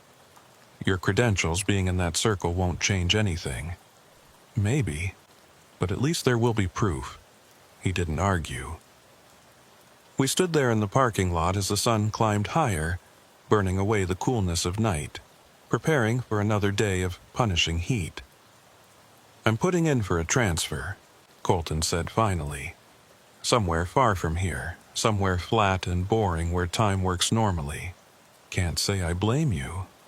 What about you? I'm going to file my report, include everything. Let the Bureau decide what to do with it. They won't believe you. I know. They'll probably recommend psychological evaluation. Probably. Was it worth it? Risking your career, your credibility, your life? I thought about the 5 figures sitting in their circle, waiting patiently for the hours to align. Thought about my own figure sitting in that chair, trapped or free or something in between. Thought about the voice still speaking its endless message to an empty desert. Ask me again in a year, I said. I spent the rest of that day writing my report. Every detail, every observation, every impossible thing I'd witnessed. I attached photographs, Jeep logs, witness statements. I documented the time discrepancies, the temporal displacement, the figures in the circle. I filed it at midnight and immediately received an automated response requesting a psychological evaluation before proceeding with the investigation. I declined the evaluation and requested reassignment. 3 days later, I was transferred to the White-Collar Crime Division in Sacramento. Clean, simple, comprehensible cases involving fraud and embezzlement. Nothing that required questioning the nature of time or reality. The official file on the persistence disappearances was closed 6 weeks later. Status: insufficient evidence to proceed. Recommendation: case suspended pending new leads. No new leads ever came. 17 months later, I received a package at my Sacramento office.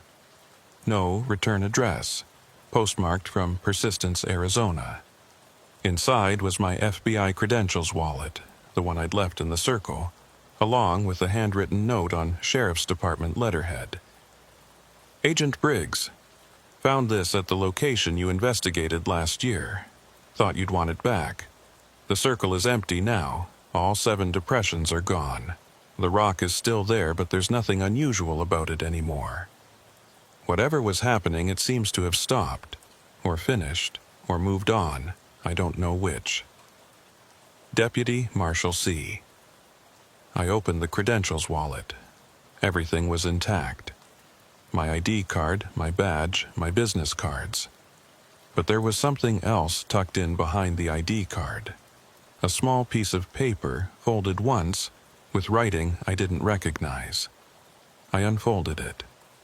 The distance between intention and destination is measured in hours that do not belong to clocks. You understand this now. The others crossed. You didn't. You're still waiting. You just don't know it yet. Check your watch. I looked at my watch. It showed 3:47 a.m. But it was 2:15 p.m. on a Tuesday afternoon in Sacramento, bright sunlight coming through my office window. People walking past in the hallway outside. I tapped the watch face. The second hand was frozen, stuck between the 9 and the 10, not moving. I checked my computer clock. 2:15 p.m. Checked my phone. 2:15 p.m. Checked the wall clock. 2:15 p.m.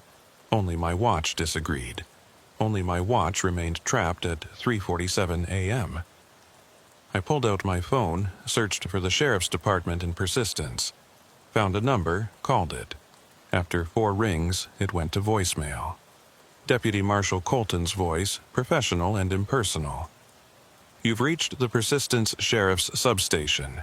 We're unable to take your call. Please leave a message and we'll return your call as soon as possible. I left a message. Asked about the package, asked about the circle, asked if anything else unusual had been observed at that location. Gave my number. No one called back. I tried again the next day. Same voicemail. Left another message. Still no response. On the third day, I called the county sheriff's main office in Phoenix, asked to be transferred to the Persistence substation. The operator was quiet for a moment, then said, "Sir, the Persistence substation was closed 4 months ago. There's no one stationed there anymore." Closed? Why? Population decrease. The town's essentially abandoned now. Last census showed fewer than 50 residents. Not enough to justify maintaining a sheriff's presence. What about Deputy Marshal Colton? Where was he transferred? One moment, please. Computer keys clicking. I don't show any record of a Deputy Marshal Colton in our system. Are you sure that's the right name? Positive. He was the deputy in Persistence when I investigated a missing persons case there last year. Sir, according to our records, there hasn't been a deputy assigned to Persistence in 3 years. The last one was Deputy Marshal Briggs, who retired and I hung up. Briggs. My name. There'd been a deputy with my name stationed in Persistence before I arrived. That wasn't possible. I was the only Nathan Briggs in the bureau. I'd checked when I first joined because I was curious if there were others. I pulled up the FBI personnel database, searched for my own name. One result: Special Agent Nathan Briggs, currently assigned to White Collar Crime, Sacramento office. I searched for Deputy Marshal Colton. No results. I searched for Deputy Marshal Briggs. No results. I searched for Persistence, Arizona Missing Persons Investigations. The file I'd worked came up, along with 2 others. One from 1987, 4 missing persons, case closed unsolved. One from 1954, 3 missing persons, case closed unsolved. I opened the 1954 file. The investigating officer was listed as FBI Special Agent Nathan Briggs. My hands were shaking. That wasn't possible. I was born in 1978. I couldn't have investigated a case in 1954. But there was my name, clear as day, in official FBI documentation. Same name, same title, investigating missing persons in Persistence, Arizona, 70 years before I'd arrived there. I opened the scanned documents. Found a photo of the investigating agent standing next to a sheriff's deputy. The photo was grainy, black and white, low resolution. But the agent's face was familiar. It was me, or someone who looked exactly like me. Same height, same build, same facial features. Wearing a suit that was accurate for the 1950s, standing next to a vehicle that was accurate for the 1950s, but unmistakably me. I closed the file. Opened the 1987 file. Investigating Officer, Deputy Marshal Nathan Briggs. Another photo. Color this time, better resolution. A deputy standing in front of the Persistence substation. It was me, 37 years before I'd first arrived in Persistence. I checked my watch. Still frozen at 3:47 a.m. That night, I couldn't sleep. I lay in bed in my apartment, staring at the ceiling, trying to make sense of what I'd discovered. 3 investigations separated by decades. 3 different officers with my name and face, all investigating disappearances in Persistence, Arizona. All connected to the same location, the same circle in the desert, the same impossible phenomena. The distance between intention and destination is measured in hours that do not belong to clocks. At 3:47 a.m., my phone rang. I checked the caller ID. Unknown number. I answered. Hello? Static. Underneath it, faintly, a voice. My voice. You're still waiting, you just don't know it yet. Who is this? You already know. You've always known. From the moment you sat in that chair. That's not possible. I left. I got out. Did you? Check your calendar. I pulled up my phone's calendar app. Today was Tuesday, November 19th, 2024. Except according to my last memory of going to work, yesterday had been Tuesday, November 19th, 2024. The date hadn't changed. I scrolled back. Every day for the last week showed the same date, November 19th, 2024. Before that, different dates, normal progression. But starting a week ago, time had stopped advancing. Or I'd stopped advancing through time. Or I was caught in a loop I hadn't noticed because the days themselves were different enough to mask the repetition. That's not possible, I said again, but my voice lacked conviction. Time doesn't work the same here. Inside the circle and outside the circle are different. You left the physical location, but you're still inside, still waiting, still trying to cross from intention to destination. How do I get out? You don't. You wait until the hours align, until you've been wherever you're supposed to be when you're supposed to be there. Then you cross. Cross to where? You'll understand when it happens. They all did. Miguel, Sarah, the Kowalskis, Marcus, even Jamie, though he didn't wait as long.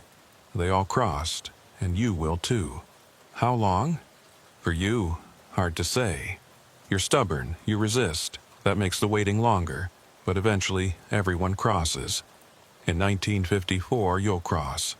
In 1987, you'll cross. In 2024, you'll cross. Different iterations of the same wait, the same circle, the same inevitable destination. The call disconnected. I sat there in the darkness, phone in hand, my watch showing 3:47 a.m., trying to determine if I was still in my Sacramento apartment or if I'd never left the desert at all. Over the following weeks, or what I experienced as weeks, though the calendar insisted it was still November 19th, I tried everything. I went to the doctor to confirm I was physically present and intact. I called friends and family to verify they could see and interact with me. I went to work, completed cases, attended meetings. Everything seemed normal, except my watch never advanced past 3:47 a.m., and the calendar never moved past November 19th. And occasionally I'd catch a reflection in a window or mirror and see not my current face but an older version or a younger version, and I couldn't tell which was real. I tried returning to persistence, drove there on what I thought was a Saturday, arrived to find the town almost completely abandoned. The motel was closed, windows boarded. The sheriff's substation was locked, a foreclosure notice on the door. The general store was empty, shelves bare. The only sign of life was a single pickup truck parked outside the gas station.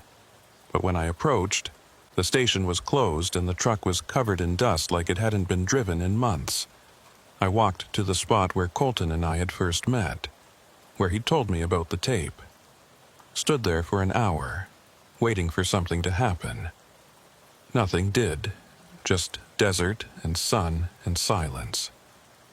I drove out to the location of the circle. It took 3 tries to find it because my GPS kept leading me to different coordinates, never quite the right ones. When I finally found the correct spot, the circle was gone. Just normal desert, no compressed sand, no basalt rock, no depressions where chairs had been. But when I stood there, in the place where the circle had been, I could feel something.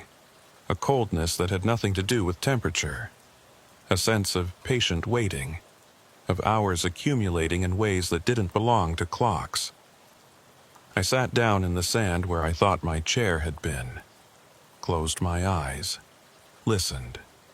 Faint, distant, barely audible, I could hear it. That voice, still speaking its endless message. The distance between intention and destination is measured in hours that do not belong to clocks. I opened my eyes. The desert was empty, but I knew somewhere, somewhen, the circle was still there. The chairs were still there. The 5 figures were still waiting. And somewhere, somewhen, I was still sitting among them. The distance between intention and destination is measured in hours that do not belong to clocks. I drove back to Sacramento, went to work on Monday, which was also November 19th, attended a meeting about a securities fraud case, had lunch with a colleague, wrote reports, everything normal. That night, I had a dream. I was back in the circle, sitting in my chair, facing the rock. The recorder was playing. The 5 figures sat around me, calm and patient. But now there were 6 other figures too, translucent and flickering, occupying the same space as the first 5. And 6 more beyond them, and 6 more beyond those, layer upon layer of missing persons, all sitting in the same circle, all waiting for the hours to align, all trying to cross from intention to destination. In the dream, I understood. The circle wasn't just one place at one time. It was every time simultaneously.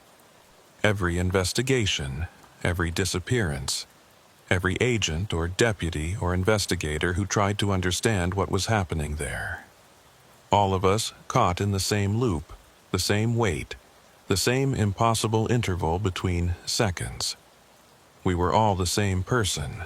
Nathan Briggs in 1954, investigating 3 missing persons and getting caught in the circle. Nathan Briggs in 1987, investigating 4 missing persons and getting caught in the circle.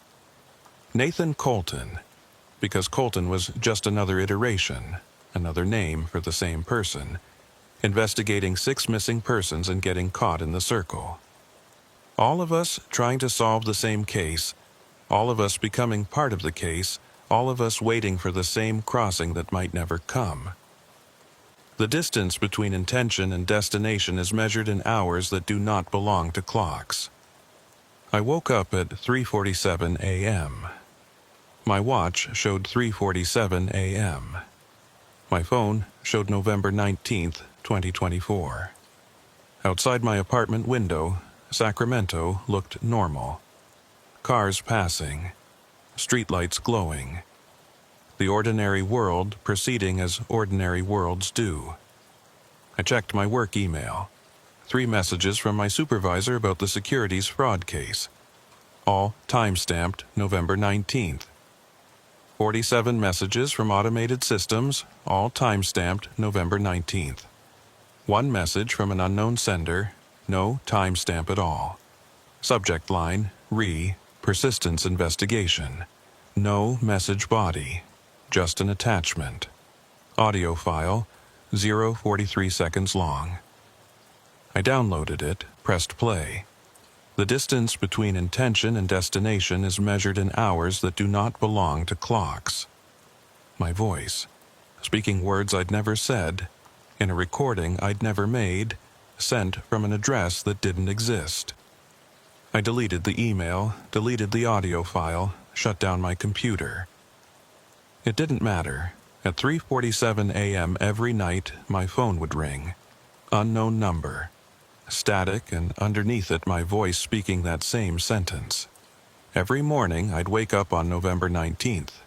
Every day I'd go to work, live my life, pretend everything was normal. But my watch never advanced.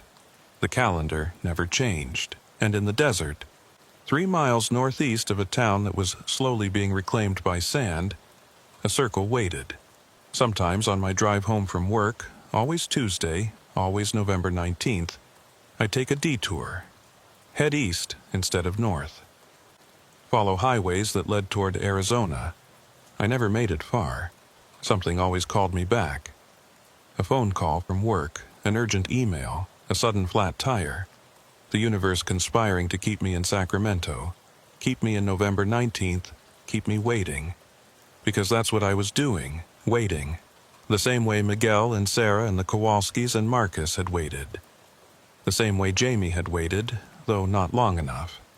The same way I'd waited in 1954 and in 1987 and would wait again in whatever iteration came next. The distance between intention and destination is measured in hours that do not belong to clocks. I finally understood what that meant. It meant I'd had an intention when I drove to that circle. To solve the case, to understand what was happening, to document the impossible. And I had a destination, wherever I was supposed to be when the case was finally solved, when all the hours aligned, when intention and destination finally matched. But the space between those 2 points wasn't measured in normal time. It was measured in hours that existed outside the flow of clocks and calendars, hours that accumulated in ways that defied linear progression. I could spend subjective years in that space, and only seconds would pass in the normal world. Or I could spend seconds in that space and have years pass outside it. The tape was still recording. Not just the physical recorder I'd left in the desert, but some other recorder, some cosmic documentation of everyone who'd ever sat in that circle. It had been recording for decades, or centuries, or maybe since time itself began.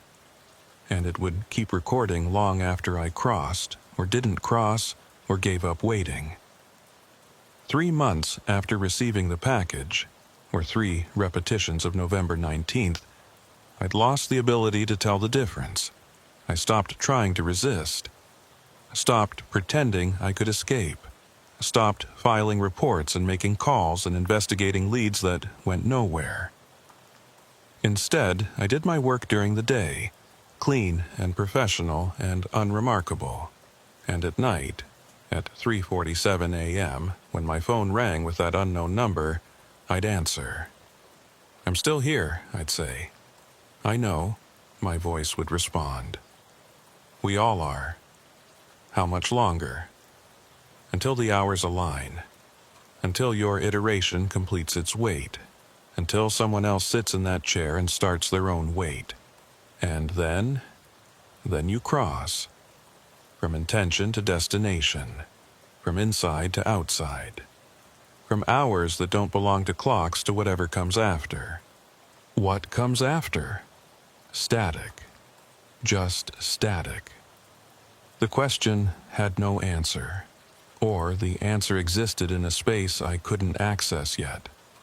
I stopped asking. Now I just wait. I go to work on Tuesday, November 19th, 2024. I come home on Tuesday, November 19th, 2024. I sleep and wake on Tuesday, November 19th, 2024. My watch shows 3:47 a.m. My phone rings with unknown numbers. In the desert, 3 miles northeast of Persistence, Arizona, a circle that isn't there waits patiently for its next visitor. Sometimes I think about the others.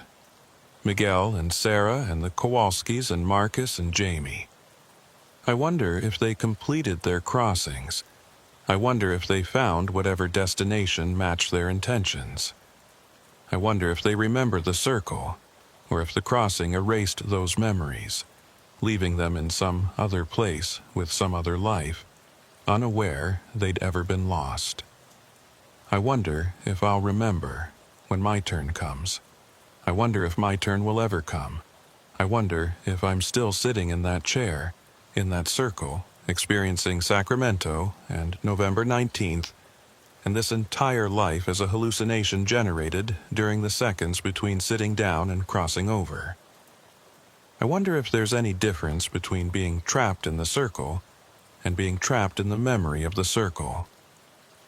The distance between intention and destination is measured in hours that do not belong to clocks. Last night, or this morning, or one of the infinite iterations of 3:47 a.m. on November 19th, 2024, I drove to the office, filed my final report on the Persistence disappearances, detailed every impossibility, every time distortion, every unexplainable element. attached every piece of evidence I'd collected. Then I marked the case status as closed, agent reassigned. Because that's what happened. I was reassigned. From normal time to abnormal time. From hours that belong to clocks to hours that don't. From investigating the circle to being part of it. The report will sit in the FBI database forever.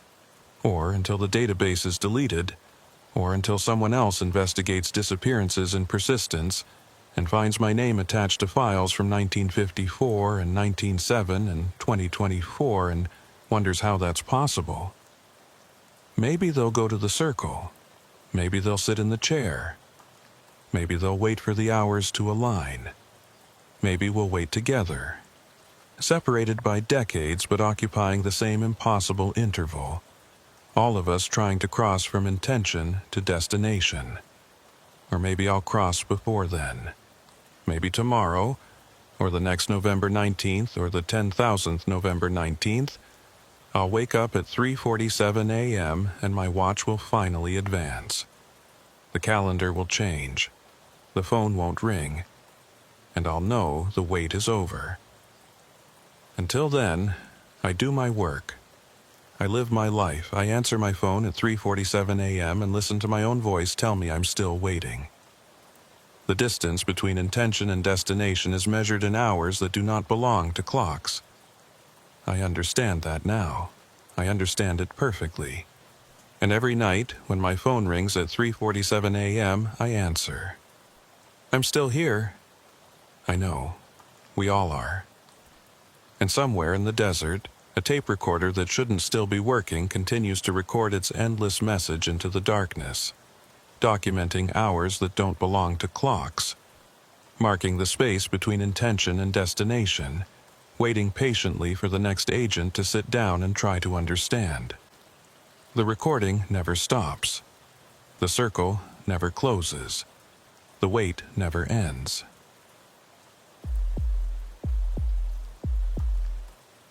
The GPS unit gave me coordinates that shouldn't exist. I've been with the Bureau 14 years, worked border security operations for 7 of those, and I can tell you with absolute certainty that 31.3347 Digan, 109.1823 Diguldobo places you in empty desert 40 miles south of Douglas, Arizona. There's nothing there. No settlements, no structures, no reason for anyone to be in that particular square of sand and rock. But the GPS insisted otherwise, and when a missing persons case generates anomalous data, you follow it, even when every instinct says the data is corrupted. My name is Special Agent Rebecca Holt. I work out of the Tucson field office, specializing in cases involving the Arizona-Mexico border region. Human trafficking, drug interdiction, organized crime, the occasional murder that crosses jurisdictional lines. I've seen plenty of strange things in 7 years of border work, but nothing prepared me for what I found at mile marker 98. The case file landed on my desk on a Wednesday in September. Local rancher named Tom Avery had reported his ranch hand missing after the man failed to return from checking fence lines along the southern property boundary. The ranch hand, Paul Ramsey, 41 years old, had taken a utility vehicle and two-way radio, standard procedure for that kind of work. He'd checked in twice via radio during the morning, reporting nothing unusual. Then silence. When Ramsey didn't return by evening, Avery drove out to look for him. Found the utility vehicle parked near the fence line, driver's door open, radio on the seat. No signs of struggle, no blood, no indication of what had happened. The fence itself was intact. Ramsey's water bottle was still half full. His tools were organized neatly in the vehicle's bed. Everything suggested he'd simply stepped away for a moment and never came back. That alone wouldn't have warranted FBI involvement. People disappear in the desert all the time, usually due to disorientation, dehydration, or misadventure. The Border Patrol and County Sheriff handle most of these cases, and they're generally resolved within 48 hours, one way or another. What made this case different was the GPS data. Ramsey had been carrying a personal GPS tracker, one of those emergency beacon devices that hikers and outdoorsmen use. The device transmitted his location every 15 minutes to a satellite service. According to the data log, Ramsey's last transmission came from those coordinates I mentioned, 31:33:57 Dignain, 109.1 degrees. The problem was that those coordinates were 15 miles south of where his vehicle was found. 15 miles deeper into the desert, well past the border, in an area where no roads existed and no one had any legitimate reason to be. Border Patrol suggested he might have been meeting someone for illegal purposes, drug pickup or human smuggling. But Avery vouched for Ramsey completely. Said the man had worked for him for 8 years, was reliable and honest, had no financial problems or suspicious associates. The county sheriff suggested the GPS data was corrupted, that the device had malfunctioned and reported false coordinates. That seemed like the most rational explanation. Except when I pulled up satellite imagery of those coordinates, I saw something that shouldn't have been there. A house. Not a rancher's line shack or a smuggler's stash house or a border patrol station. A proper house. 2 stories, pitched roof, what looked like a porch running along the front. Sitting in the middle of absolute nowhere. No roads leading to it, no other structures visible in any direction. I ran the coordinates through every database I could access. Property records, historical surveys, topographical maps, Bureau of Land Management files, tribal land registries, everything. Nothing indicated any structure at those coordinates. According to official records, that spot was empty federal land that had been empty federal land since Arizona became a state, but the satellite image showed a house, clear as day. I called the imagery analyst who'd pulled the file for me. When was this image captured? Let me check. Keys clicking. July 14th of this year, 2 months ago. Can you pull historical images of the same location? I want to see if the structure was there in previous years. Sure, give me a minute. More clicking, a long pause.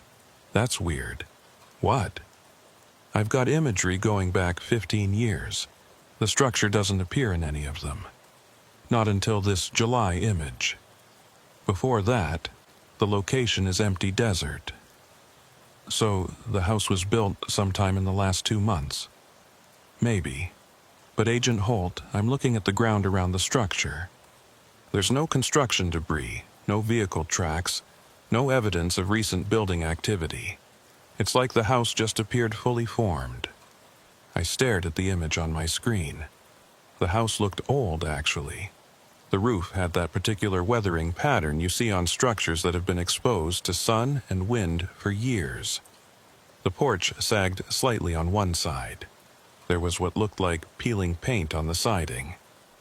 Can you get me a higher resolution image?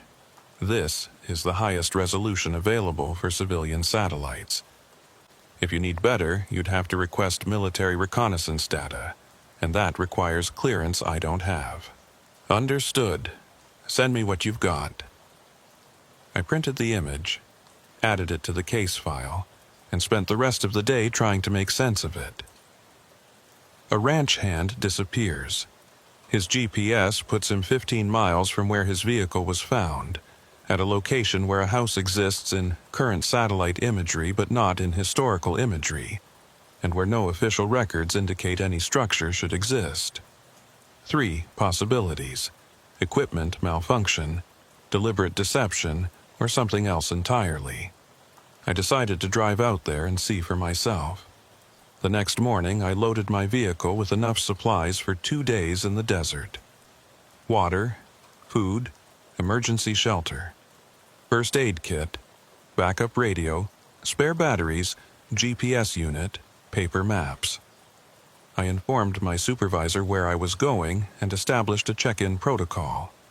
I'd call every 4 hours, and if I missed 2 consecutive check-ins, he was to contact Border Patrol and County Search and Rescue. The drive from Tucson to Douglas took 2 hours. From Douglas, I headed south on a ranch road that turned to dirt after 5 miles and barely qualified as passable after 10. The terrain was classic Sonoran desert. Saguaro cactus, palo verde trees, endless expanses of creosote and brittle bush, all of it baking under a sun that felt like it was trying to burn through the atmosphere itself. After 40 minutes on the ranch road, I reached the approximate location where Ramsey's vehicle had been found. I parked, got out, looked around. Nothing but desert in every direction. The fence line Ramsey had been checking was visible about a quarter-mile east, barbed wire strung between crooked posts, marking the boundary between Avery's ranch and federal land. I pulled out my GPS, entered the coordinates where the house supposedly existed, 31,334 Semisianan, 109, Wyman 8223 km. The unit calculated the distance, 14.7 miles, bearing 168 degrees south-southeast. No roads led in that direction, not even trails, just virgin desert that looked like it had never seen a human footprint. I radioed my supervisor. "This is Holt. I'm at the initial search location. Beginning approach to coordinates of interest. Next check-in at 1300 hours. Copy that, Holt. Be careful out there." I started walking. The desert makes distance deceptive. What looks like a mile might be 3. What looks close might be impossible to reach. The terrain was relatively flat, but scattered with enough arroyos and rock formations to force constant detours. The temperature was 104 degrees according to my vehicle's thermometer, probably hotter now in full sun with no breeze. I made good time for the first hour, covering about 3 miles. The GPS kept me oriented, arrow pointing steadily toward those coordinates. I marked my trail with small rock cairns every quarter mile, enough to navigate back if needed, but subtle enough not to be obvious from a distance. At the 2-hour mark, I stopped for water and to check my position. 9.2 miles remaining. The terrain ahead looked identical to the terrain behind. Endless variations of the same desert landscape. No indication of human presence, no structures, no vehicles, nothing.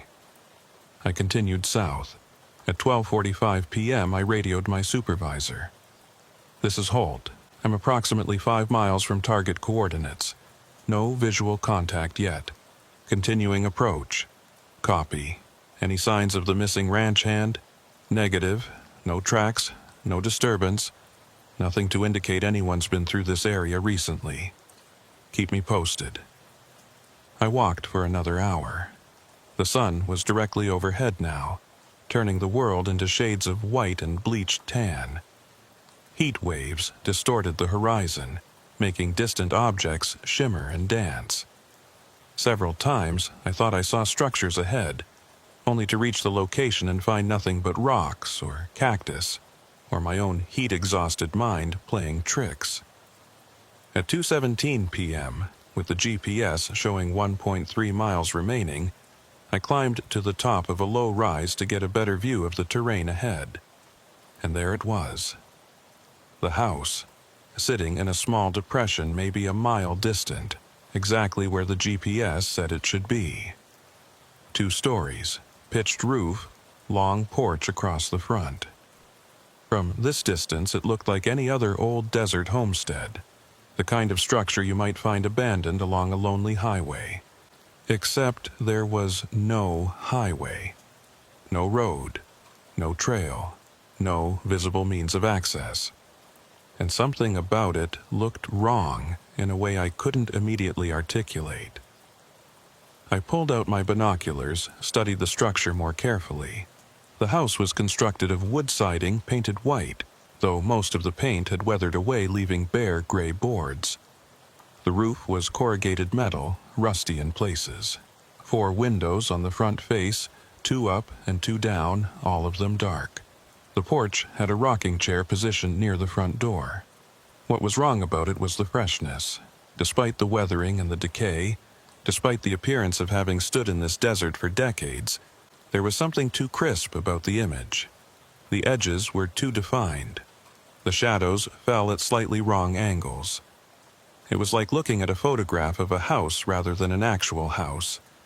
But that was ridiculous. I was seeing it with my own eyes through binoculars. It was there, solid, real. I approached slowly, alert for any signs of occupancy or threat. As I got closer, I could see more details. Laundry hanging on a line behind the house. 2 shirts, 3 pairs of pants, all faded by sun. A small garden plot to one side, dried out and dead. A utility shed near the back corner, door hanging crooked on broken hinges. The place looked abandoned, but only recently abandoned, like someone had lived there up until maybe a month ago and then left suddenly. At 50 yards I stopped and called out, "Federal agent, is anyone home?" No response. The desert absorbed my voice, gave nothing back. I approached the porch, climbed the 3 steps carefully. The wood was solid under my feet, didn't creak or sag despite its appearance of age. The rocking chair sat motionless, no breeze to move it. I tried the front door. Unlocked, it swung open smoothly, hinges silent. The interior was dark after the brutal brightness outside. I gave my eyes a moment to adjust, hand on my weapon, every sense alert for threat. The house was furnished. Living room with a couch and 2 chairs arranged around a cold fireplace. Kitchen visible through a doorway to the left. Table set for 2 with plates and cups. Stairs leading up to a 2nd floor directly ahead. Everything covered in a thin layer of dust, but not thick dust, not years of accumulation, more like a week or 2 of settling. I checked each room systematically, clearing the space like I'd been trained. Living room empty. Kitchen empty, but with food in the cabinets. Canned goods, dry pasta, basic staples. Refrigerator unplugged and empty. Bathroom with basic fixtures, all functional, water in the toilet bowl. 2 bedrooms upstairs, both with beds made, both looking like someone had slept in them recently. No signs of struggle, no blood, no indication of violence or rapid departure. Just an occupied house that had been quietly abandoned. In the main bedroom, I found a calendar hanging on the wall. It showed the current year but was turned to March, 6 months out of date. Several dates had been circled in red pen. March 3rd, March 17th, March 29th. No notation explaining what those dates signified. I took photographs of everything. The exterior, each room, the calendar, the table settings, the laundry on the line. Documented the coordinates with my GPS. Collected samples of dust and dirt for later analysis. Then I started searching for anything that might explain who had lived here and where they'd gone. In a drawer in the kitchen, I found paperwork. Bills for utilities, electricity, water, phone. All addressed to occupant Mile 98, Douglas, AZ. No street address, just Mile 98. The bills were current, paid through the end of last month. That was impossible. There were no utility lines out here, no power poles, no water pipes, no phone lines. I'd walked 15 miles through virgin desert to reach this place. There was no infrastructure to support a residence. But the bills showed account numbers, payment history, consumption data. The electricity bill indicated average usage consistent with a 2-person household. The water bill showed normal residential consumption. The phone bill listed dozens of calls made and received over the past 6 months. I pulled out my cell phone to take photos of the bills. No signal, as expected this far from any tower. But when I looked at the screen, the phone showed 5 bars of perfect coverage. That wasn't possible, but there it was. Full signal strength. I tried calling my supervisor. The phone connected immediately, rang twice, went to voicemail. I left a message. "This is Holt. I've located the structure at the coordinates. It's a 2-story residence, appears abandoned but recently occupied. I'm inside conducting a search. We'll call back with more details in 20 minutes. I hung up, checked the call log. The call had lasted 32 seconds. The timestamp showed 3:47 p.m. I looked at my watch. It showed 2:51 p.m. I checked my GPS unit. It showed 2:51 p.m. I checked the wall clock in the kitchen. It showed 3:47 p.m., second hand ticking steadily. 3 different time sources, 3 different times. I felt something cold settle in my stomach. The same feeling you get when you realize something fundamental about your situation is wrong and you can't immediately identify what it is. I went back outside, stood on the porch, looked around. The desert stretched empty in every direction. The sun was at the position it should be for 2:51 p.m., not 3:47 p.m. But when I looked at the shadows cast by the house, they corresponded to a sun position at 3:47 p.m. I pulled out my phone again, called my supervisor. No answer. Tried again. No answer. Checked the signal strength, still showing 5 bars. I walked around the house looking for utility connections. Found nothing. No power lines, no water lines, no phone lines. The house just sat there in the desert. Fully functional and completely impossible. Behind the house I found tire tracks. Recent, maybe a few days old. A vehicle had been parked here, then driven away heading north. I followed the tracks for about 50 yards before they simply stopped, vanished, like the vehicle had lifted into the air and disappeared. That's when I heard it. A sound from inside the house. Footsteps on the floor above me. I drew my weapon, moved quickly back to the front door. "Federal agent, show yourself." The footsteps continued, steady and unhurried, moving from one room to another. Heavy footsteps, probably male. I entered the house, cleared the first floor again, advanced up the stairs. The steps were on the second floor, in the main bedroom. I could hear them clearly now, regular pacing back and forth. I reached the landing, weapon raised, called out again. "Federal agent, come out with your hands visible." The footsteps stopped. I approached the bedroom door, pushed it open quickly, swept the room with my weapon. Empty, no one there. But the floor showed fresh footprints in the dust. Back and forth, from the window to the door and back again. The prints were distinct, clear, definitely made by boots. Made recently, made while I was standing outside the house listening to the footsteps. But the room was empty. I checked the closet. Empty, except for a few wire hangers. Checked under the bed. Nothing. The room had no other exits, no way for someone to have left without passing me. The footprints were there, but whoever made them was gone. I holstered my weapon, forced myself to breathe slowly and think rationally. There had to be an explanation. Hidden compartment, trick of acoustics, someone else in the house who'd slipped past me while I was searching upstairs.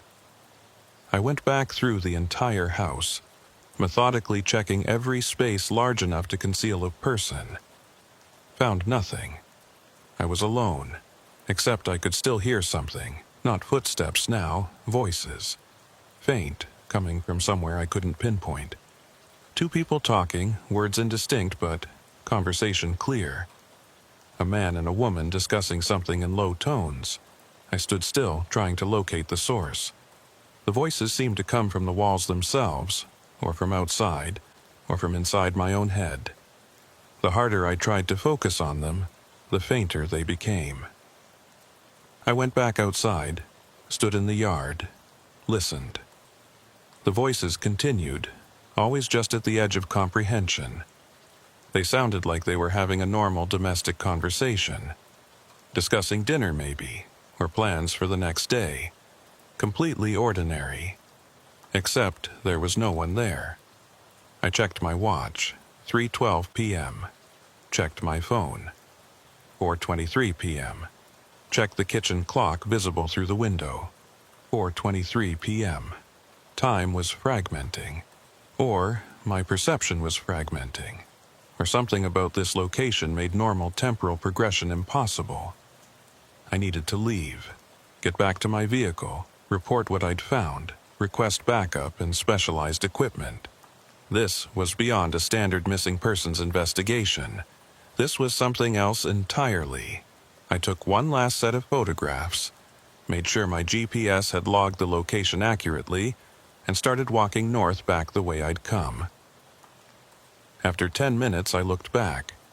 The house was still visible, sitting in its depression, windows dark. The laundry still hung on the line. The rocking chair still sat motionless on the porch.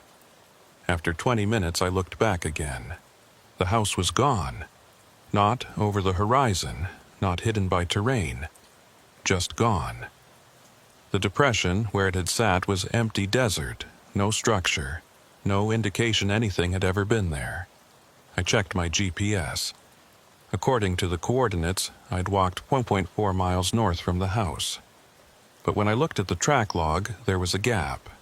The GPS showed me at the house at 3:12 p.m., then showed me 0.4 miles north at 3:34 p.m., but showed no movement between those 2 points. Like I'd teleported from one location to the other. I continued walking, kept checking behind me. The house didn't reappear. After an hour, I tried calling my supervisor again. The phone showed no signal now, as expected. The call failed. After 2 hours, I reached one of my rock cairn markers. I was back on the trail I'd made that morning. Everything was normal again. It took 3 more hours to reach my vehicle. The sun was setting when I arrived, painting the desert in shades of copper and gold. I was exhausted, dehydrated despite drinking regularly, and deeply unsettled by what I'd experienced. I tried the radio. Dead. Tried my phone. Still no signal. I'd have to drive back to Douglas before I could report. I started the engine, pointed the vehicle north, began the long drive back to civilization. In the rearview mirror, I watched the desert recede behind me. For just a moment, in the failing light, I thought I saw something. A house sitting in the distance, windows glowing with warm light, smoke rising from a chimney, 2 figures visible on the porch. I looked away, looked back. Nothing there. Just empty desert turning dark. I drove for 6 hours, stopping only once for gas in Douglas. By the time I reached Tucson, it was past midnight. I went straight to the office, filed a preliminary report, attached my photographs and GPS data. When I reviewed the photos on my computer, half of them were corrupted. The exterior shots of the house showed nothing but desert. The interior shots showed rooms, but they were subtly wrong. Furniture in different positions. Different items on the walls. Like I'd photographed a different house than the one I'd walked through. Only one photo was completely clear and uncorrupted. The calendar showing March with those 3 circled dates. I stared at that image for a long time, trying to understand what it meant. March 3rd, March 17th, March 29th. Then I noticed something. The dates formed a pattern. March 3rd was a Tuesday. March 17th was a Tuesday. March 29th was a Tuesday. Every other Tuesday, 3 of them.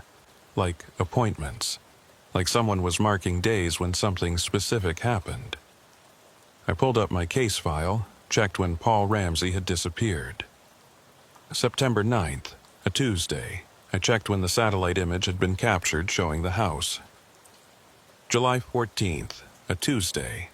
I pulled up historical records, searched for other missing persons cases in this area. Found 7 over the past 15 years. 2 were recovered alive, 5 were never found. Of the 5 never found, 4 had disappeared on Tuesdays. I sat back in my chair, stared at my computer screen, felt that cold feeling in my stomach intensify. The house appeared on Tuesdays, or became accessible on Tuesdays, or pulled people to it on Tuesdays. Paul Ramsey had disappeared on a Tuesday. His GPS had put him at that house, and now he was gone. Along with 4 other people over 15 years, all vanished on Tuesdays, all from this same area.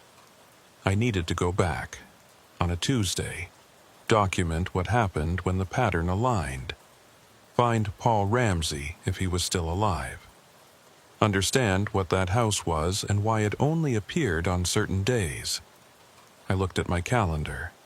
Today was Thursday, September 11th. The next Tuesday was September 15th, 4 days away.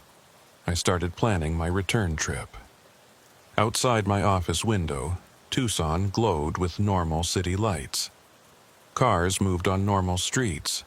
People lived normal lives, unaware that 40 miles south in the desert, a house existed that shouldn't exist, that appeared and disappeared according to a pattern no one understood, that collected people on Tuesdays and took them somewhere no GPS could track. I checked the weather forecast for Tuesday. Clear skies, high of 103 degrees. Perfect conditions for desert hiking. Perfect conditions for walking into something I didn't understand and might not walk back out of. But Paul Ramsey deserved an investigation. The other 4 missing persons deserved resolution. And if that house was claiming people every other Tuesday, someone needed to figure out how to stop it. I printed out all my notes, organized the case file, wrote detailed instructions for my supervisor in case I didn't return. Then I went home, set my alarm for early Tuesday morning, and tried to sleep. I didn't sleep much. Every time I closed my eyes, I saw that house. Windows dark, rocking chair motionless, footprints in dust made by someone who wasn't there, and voices. Always those voices, just at the edge of comprehension, discussing something that seemed important but that I could never quite hear clearly enough to understand. 4 days until Tuesday. 4 days until I would walk back into that desert and find out what happened to people who entered the house at mile 98. 4 days to decide if I was brave or just stupid. I decided it didn't matter. The job required both sometimes. And this job, this case, this impossible house that existed only on Tuesdays, required everything I had. So I would go back. And whatever I found there, I would document it, understand it, stop it if possible. Or I would become the 6th person to disappear on a Tuesday. Another name added to a file that would eventually be closed and forgotten. Either way, I would know the truth about mile 98. I drove out before dawn on September 15th. My supervisor had tried to talk me out of going back alone, suggested I take a partner or request Border Patrol support. I declined. If the house only appeared to certain people at certain times, bringing others might interfere with whatever mechanism controlled its manifestation. I needed to approach it the same way I had before. Alone, on foot, following the same route. The only difference was this time I knew what I was walking toward. I parked at the same location where Paul Ramsey's vehicle had been found. The sun was just breaking the horizon, painting the eastern sky in shades of pink and orange. The temperature was already climbing toward what would be another brutally hot day. I checked my equipment one final time.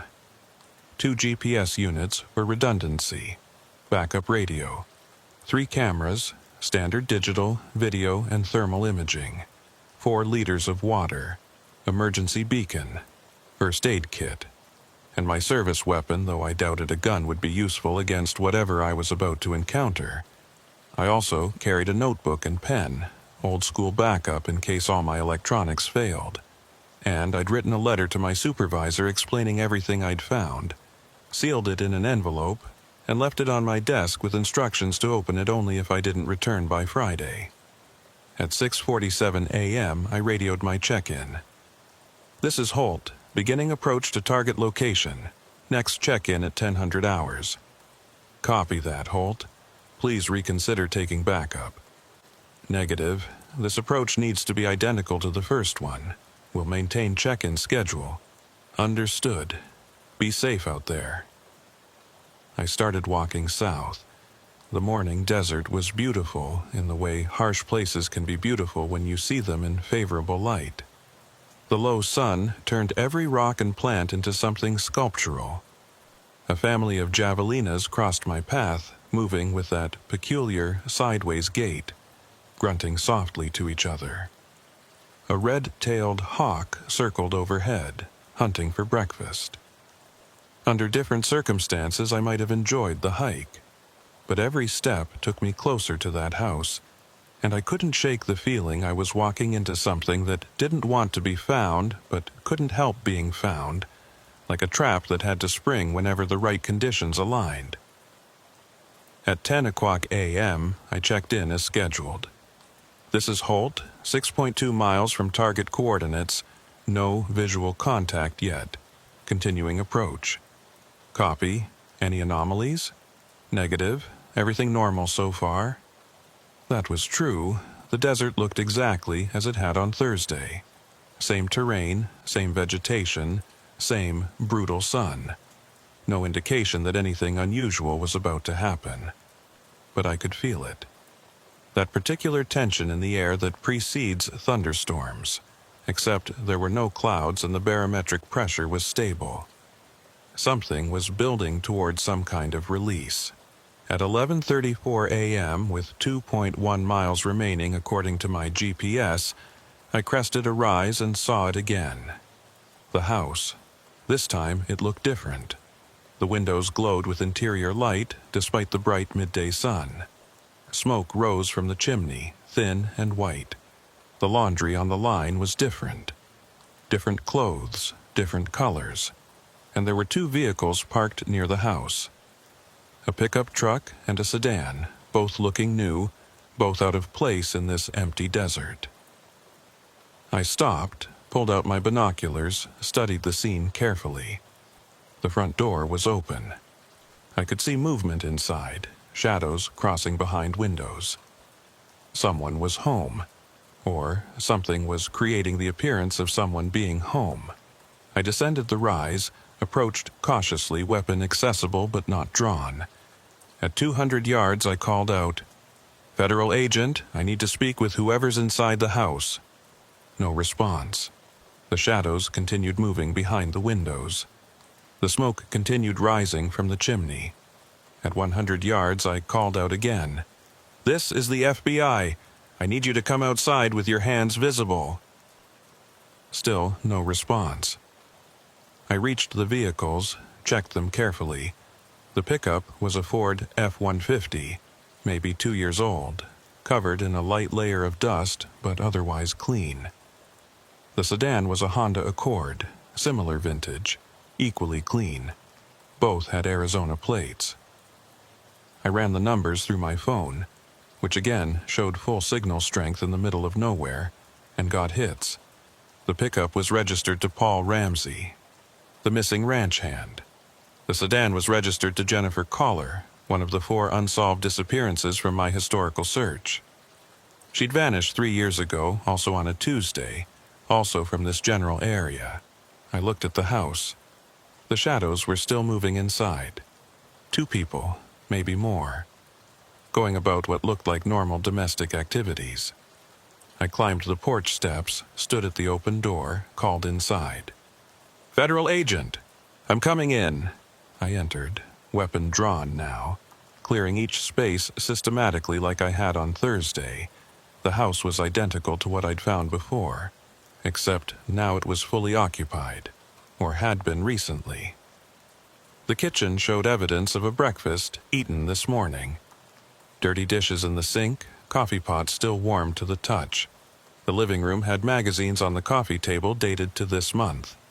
The fireplace held fresh ash. But no people. Despite the shadows I'd seen through the windows, despite the signs of recent occupation, the house was empty. I climbed the stairs carefully, checked both bedrooms. One looked like it belonged to a man. Work clothes in the closet, men's toiletries in the adjacent bathroom. The other looked like a woman's room. Different clothes, different items. Both beds were made but showed the impression of having been slept in recently. In the man's room, I found a wallet on the dresser. Paul Ramsey's driver's license inside, along with $43 cash and a photo of an older man I assumed was Tom Avery. In the woman's room, I found a purse, Jennifer Coller's license inside, along with car keys, makeup, and a phone. I tried the phone. Dead battery. I plugged it into a charger in the wall outlet, which shouldn't have worked since there was no power to the house, but the outlet was live, and waited for the phone to boot. While it charged, I continued searching. Found food in the pantry, fresh, not canned. Found clothes in both closets that looked recently worn. Found a calendar in the kitchen showing the current month, with today's date, Tuesday, September 15th, circled in red pen.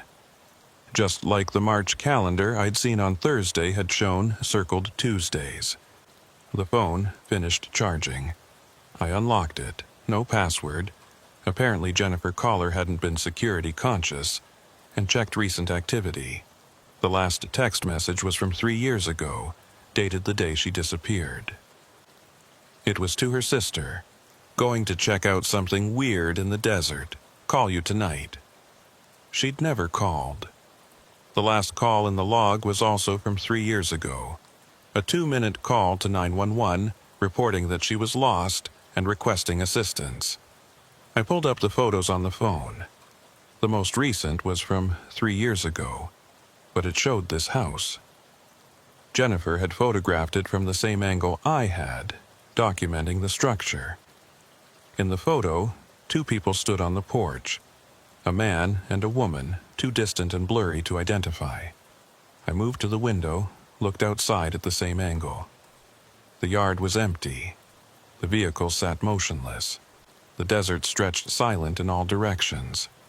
But when I looked at my own phone's camera view, pointed at the same scene, I could see them. 2 figures standing in the yard. Paul Ramsey and Jennifer Coller, or reasonable approximations of them. They were talking to each other, gestures animated, like they were having a serious conversation about something important. I looked up from the camera.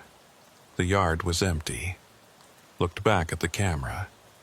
The figures were still there. I put my phone down, rubbed my eyes, looked again.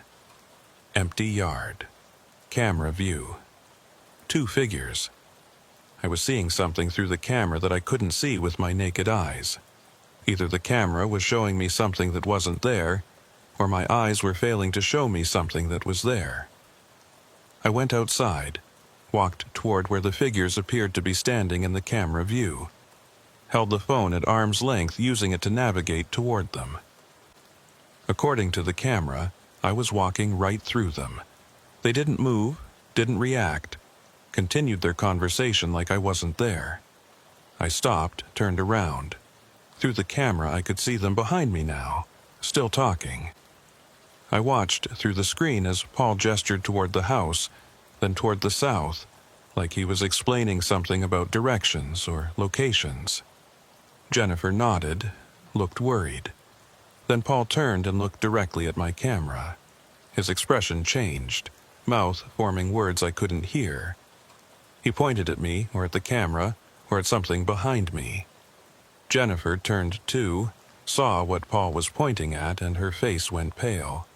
Both of them started backing away, slowly at first, then faster, then running. They ran toward the house, up the porch steps, through the front door. I lowered the camera, looked at the house with my own eyes. The door was still open. No one had run inside. No one was there. Camera view. The door was closed. I approached the house again, climbed the porch steps, reached for the door handle. Through my own eyes, the door was open. Through the camera view, the door was closed. I pushed. The door swung open to my touch, even though the camera showed it remaining closed. I stepped inside. The house was different now. Not in major ways, but in details. The furniture was arranged slightly differently. The photographs on the walls showed different people. The magazines on the coffee table were from different years, and I could hear voices. Clear this time, not muffled or distant. Paul and Jennifer, somewhere upstairs, talking urgently. Paul, did you see it? Jennifer, yes, what was it? Paul, I don't know, but it saw us. Jennifer, should we try to leave again? Paul, you know we can't. Not until the door opens. Jennifer, when will that be? Paul, I don't know. Maybe never. I climbed the stairs, following the voices. They were coming from the main bedroom. The door was closed. I knocked. Paul Ramsey? Jennifer Caller? This is FBI Special Agent Rebecca Holt. I'm here to help you. The voices stopped. I tried the door handle. Locked. I knocked again. Paul? Jennifer? Can you hear me? Footsteps inside the room. Moving toward the door. A shadow visible in the crack at the bottom. Then Paul's voice very close, speaking through the door. Are you real? Yes, I'm FBI. I've been looking for you. How do we know you're real? How do we know you're not another echo? Another echo? There are lots of echoes here. Versions of things that aren't quite right. Reflections that don't match. We've learned not to trust what we see. I'm real. I drove out here from Tucson. I'm investigating your disappearance. Your vehicle is outside, Paul. So is yours, Jennifer. Silence for a long moment, then, what day is it? Tuesday, September 15th. What year? I told them. Another long silence. Then Jennifer's voice. That's impossible. We've only been here a week. Paul, you've been missing for 6 days. Jennifer, you've been missing for 3 years. No. Her voice was strained, on the edge of panic. No, that's not possible. I just got here. I saw the house. I came to investigate, and then I couldn't leave. Paul arrived a few days later. We've been trying to find a way out, but the doors don't work right, and the windows won't open, and every time we think we're outside, we're still inside. I can help you, but you need to open the door. We can't. It's locked from your side. It's locked from my side, too. Then we're stuck. We're always stuck. That's what this place does.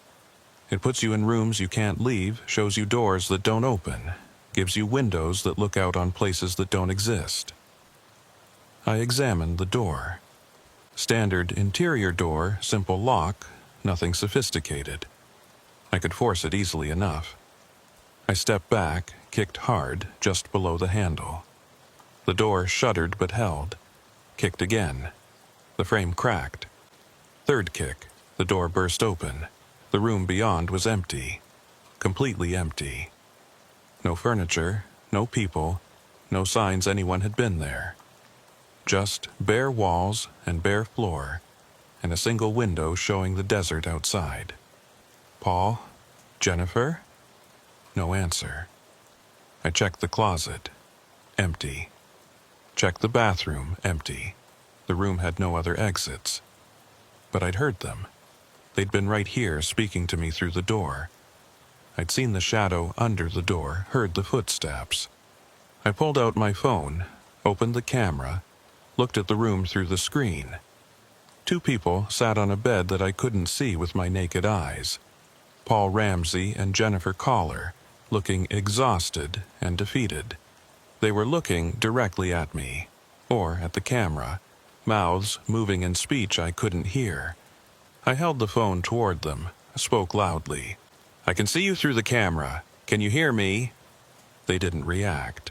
Kept talking to each other, gestures becoming more agitated. I tried typing on my phone, holding it up for them to read. Can you see this? No reaction. I was in the same room as them, but we were separated by something the camera could bridge visually but not in any other way. Different versions of the same space, overlapping but not touching. I went back downstairs, tried to think rationally. 2 missing people were here, in this house, trapped in some kind of dimensional overlap or temporal displacement or phenomenon I had no framework for understanding. They'd been here for 6 days or 3 years, depending on whose timeline you believed. And I had no way to reach them. I checked my watch. 2:17 p.m., checked my phone. 3:47 p.m., checked the kitchen clock. 3:47 p.m., time was fragmenting again. I'd lost over an hour somewhere between entering the house and breaking down that door. I tried calling my supervisor. The call connected, went straight to voicemail. I left a message.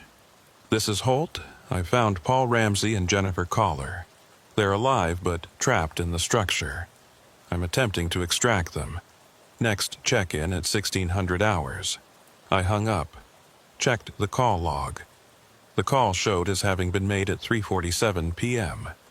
3:47 p.m. The same time my watch had frozen it when I'd first found this house on Thursday. The same time that seemed to be some kind of nexus or anchor point for whatever was happening here.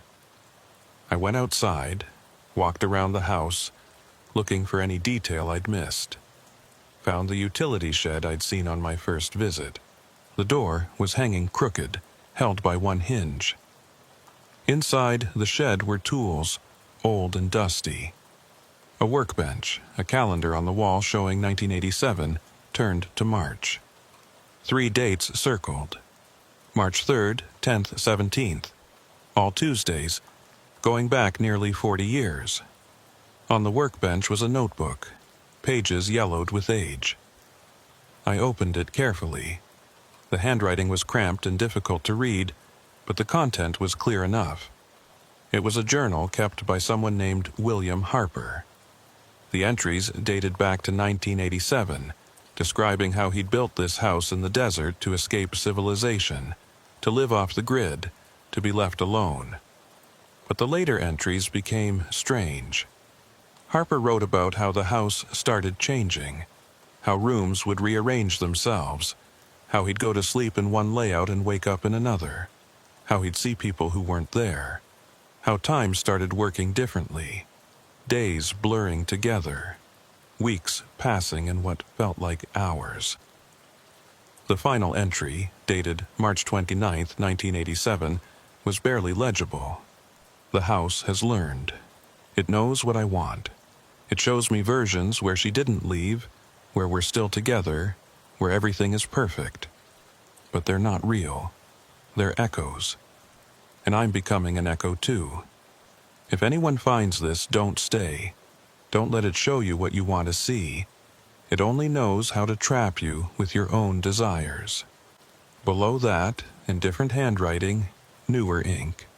"Too late, we stayed. Jennifer Collar, 2022. And below that, we're still here, Paul Ramsey, 2025. I stared at the entries. Paul had written his note this week. He'd found this journal, read Harper's warning, and added his own message. But he dated it 2025. It was 2024. Paul couldn't date something 2025, unless from his perspective, trapped in whatever temporal distortion this house created, a year had passed. He'd been here 6 days according to outside time, but he'd experienced a full year inside this place, which meant Jennifer, missing for 3 years outside, had experienced something incomprehensible inside.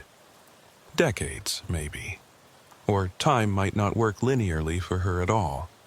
She might have experienced 3 days or 3 hours or 3 decades, all compressed or expanded by whatever mechanism operated here.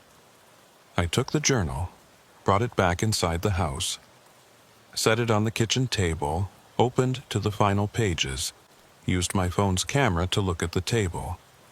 Through the camera, Paul and Jennifer sat at the table. They were reading the journal. Paul was pointing at Harper's final entry, saying something to Jennifer. She was shaking her head, looking devastated. I set my phone down so the camera pointed at them, started typing in a text message. I can see you through the camera. I am FBI agent Rebecca Holt. I am going to get you out. Held the phone up, showing them the message on the screen. Paul looked directly at the camera. His mouth moved. I couldn't hear him, but I could read his lips. How? I typed, working on it. Have you tried leaving on a Tuesday? Paul typed something on the table with his finger, like he was writing a response. I pointed my camera at where he was writing. Dust on the table shifted, formed words. We can't leave. Doors don't lead outside. They lead to other rooms. Windows don't open. We're stuck. I typed, what about breaking through walls? Paul wrote, tried. Walls are solid. No matter how much we break, they repair themselves. I typed, what if I break through from my side? Paul and Jennifer looked at each other. Conversation I couldn't hear. Then Paul wrote, maybe, but you might get stuck too. I typed, willing to risk it. Get ready. I went outside, grabbed a shovel from the utility shed. Came back to the kitchen, checked the camera view. Paul and Jennifer were standing near the far wall, away from where I was about to strike. I swung the shovel hard into the wall, aiming for the spot between two studs. The drywall cracked, gave way. I swung again, opening a larger hole. Again, pulling away chunks of drywall and insulation. Through the camera view, nothing changed. The wall remained intact from Paul and Jennifer's perspective. I kept swinging, made a hole large enough to step through, used the shovel to clear away debris. Camera view, wall still intact. But Paul was approaching it now, reaching out. His hand pressed against the wall from his side. And at the exact spot where his hand pressed, I could see something from my side. A slight shimmer, like heat waves, like the boundary between two states of matter. I reached out, touched the shimmer. It felt like touching the surface of water, that moment of resistance before your hand breaks through. I pushed harder. My hand went through. From the other side, Paul grabbed my hand. I could feel his grip, solid and real and desperate. I pulled, he resisted, then moved forward. His head and shoulders came through the shimmer, through the boundary between his version of the house and mine. For a moment, he existed in both simultaneously. I could see him with my naked eyes and through the camera. Two versions of the same person, overlapping but slightly out of phase. Then he tumbled through completely, falling into my version of reality, solid and real and gasping. "Jennifer!" he shouted. "Come on!" Through the hole, through the shimmer, I could see her. She was reaching toward us, hand extended. I reached back, grabbed her hand, pulled. She came through the same way Paul had, that moment of existing in two places at once, then collapsing into just one. Both of them lay on the floor, breathing hard, staring around like they couldn't believe what they were seeing. "Are we out?" Jennifer asked. "Are we really out?" "You're out," I said. "But we need to leave immediately. This place isn't stable." I helped them stand, guided them toward the front door. Behind us, I could hear something. A sound like tearing fabric amplified 1,000 times. The house was reacting to their escape, the structure itself protesting the loss of its captives. We reached the front porch. I practically pushed them down the steps, out into the yard, away from the house. "Your vehicles," I said. "Can they drive?" "I don't know," Paul said. "We haven't tried." "Try now." Paul ran to his truck, Jennifer to her sedan. Both vehicles started on the first try, engines running smooth and normal. I ran to Paul's truck. "Follow me. Don't stop. Don't look back. Don't deviate from my route. Understood?" He nodded, face pale but determined. Jennifer pulled her sedan up next to us. "Which way?" "North. Stay close." We drove. I led, Paul behind me, Jennifer behind Paul. Away from the house into the desert, following the GPS coordinates back toward my starting point. After 2 miles, I looked in my rearview mirror. The house was still visible, but it was flickering now. Appearing and disappearing, solid one moment and translucent the next. After 5 miles, I looked again. The house was gone, just empty desert where it had been. After 10 miles, I stopped, got out, waited for Paul and Jennifer to do the same. "We're safe," I said. "Whatever that place is, we're far enough away that it can't pull us back." Jennifer collapsed to her knees, started crying. Paul sat on the ground, head in his hands. I gave them water, let them recover. Then I pulled out my phone, which now showed 1 bar and the correct time, and called my supervisor. "This is Holt. I've recovered Paul Ramsey and Jennifer Collar. Both alive, both ambulatory, both in need of medical attention. Requesting immediate assistance and transport." "Jesus Christ, Holt, you found Collar? She's been missing for 3 years. "Yes, sir. It's a long story and you're not going to believe most of it. But I have them both and we're safe." "What's your location?" I gave him the coordinates. He said search and rescue would be there in under an hour. We waited in the shade of my vehicle. Paul and Jennifer barely spoke, still processing what had happened to them. I documented everything with photographs and notes, knowing that most of it would sound insane when I tried to explain it. When the helicopters finally arrived, when Paul and Jennifer were loaded aboard and lifted away toward hospitals and debriefing, and the slow process of returning to normal life, I stood alone in the desert and looked south. Somewhere out there, at coordinates that only appeared on Tuesdays, a house waited. Empty now, but not for long, never for long. It would catch someone else eventually, on another Tuesday. Another person who saw what they wanted to see, who got trapped by their own desires, who couldn't distinguish between real and echo until it was too late. I would file my report, include everything, recommend that the area be marked as hazardous, that access be restricted, that anyone who disappeared on a Tuesday in that region be considered at risk of something worse than normal desert dangers. But I knew what would happen. The report would be filed, read, and quietly dismissed as the heat-induced delusions of an agent who'd spent too long in the sun. The house would remain there, waiting, and eventually, inevitably, someone else would find it. The debriefing took 3 days. Paul Ramsey and Jennifer Collar were held in a medical facility in Tucson while doctors examined them and while my supervisor tried to make sense of their statements. I was placed on administrative leave pending a psych evaluation, standard procedure when an agent reports experiences that seem outside the boundaries of normal reality. I didn't fight it. I knew how the story sounded. A house that appeared on Tuesdays in a location where no house should exist. People trapped in overlapping versions of the same space. Time distortions, visual displacement, echoes that looked real but weren't. The whole thing read like a psychotic break or severe heat exhaustion, but Paul and Jennifer told the same story I did.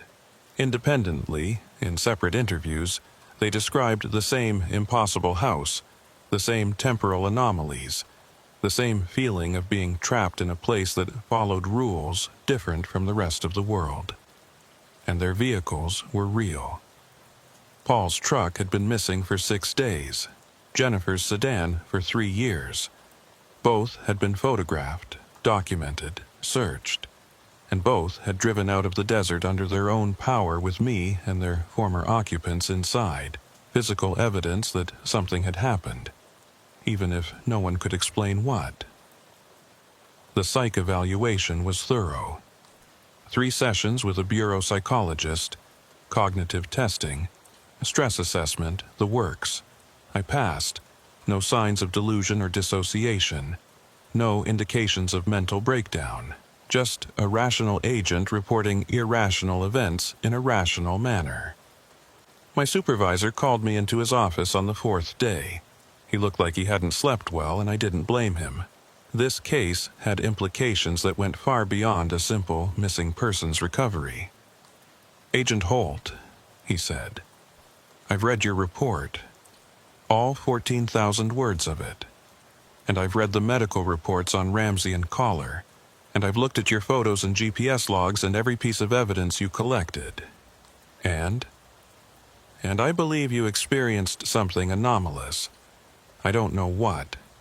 The house could be a drug lab with hallucinogenic compounds in the air. Could be a classified military installation with psychological warfare testing. Could be a natural phenomenon we don't understand yet that affects human perception. You think I was drugged or exposed to military experiments? I think there has to be a rational explanation, and those are more rational than some of the alternatives. What about the GPS data? What about the satellite imagery? What about the fact that two people who disappeared years apart both ended up in the same impossible location? I know that's the part that keeps me awake at night."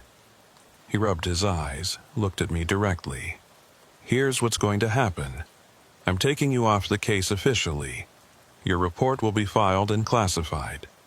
Paul Ramsey and Jennifer Collar will be listed as recovered through routine investigative work. No mention of the house, no mention of the anomalies. You're burying it. I'm being practical. If we file a report claiming FBI agents found a house that shouldn't exist, that operates outside normal space-time, that traps people in temporal loops, we'll be laughed out of every court and every investigation we touch from now on. The Bureau's credibility would be destroyed. So we just pretend it's not there? Wait for more people to disappear? No, I'm authorizing a different approach. We establish a monitoring protocol. Check the location every Tuesday. Document any appearances of the structure. And if it appears, we mark it as hazardous and keep people away until it disappears again. That's not going to work. People don't stumble across that house accidentally. It pulls them, shows them something they want to see. By the time we know they're at risk, they're already trapped. Then, what do you suggest?" I thought about it. I want to study the pattern. All the disappearances in that area, not just the ones we know about. Go back 50 years if records exist. Find every missing persons case within 20 miles of those coordinates. Map them against days of the week, times, weather conditions, anything that might predict when and why the house appears. To what end? To understand it. If we can predict when it manifests, we can prevent people from being in the area during dangerous times. If we can understand what triggers it, maybe we can find a way to shut it down permanently. My supervisor was quiet for a long time, considering. That would require resources, time, authorization from people who don't want to believe this kind of thing exists. I know. And if you find evidence that this phenomenon has been happening for decades, if you prove this thing has been taking people for years, and we've done nothing about it, the political fallout would be substantial.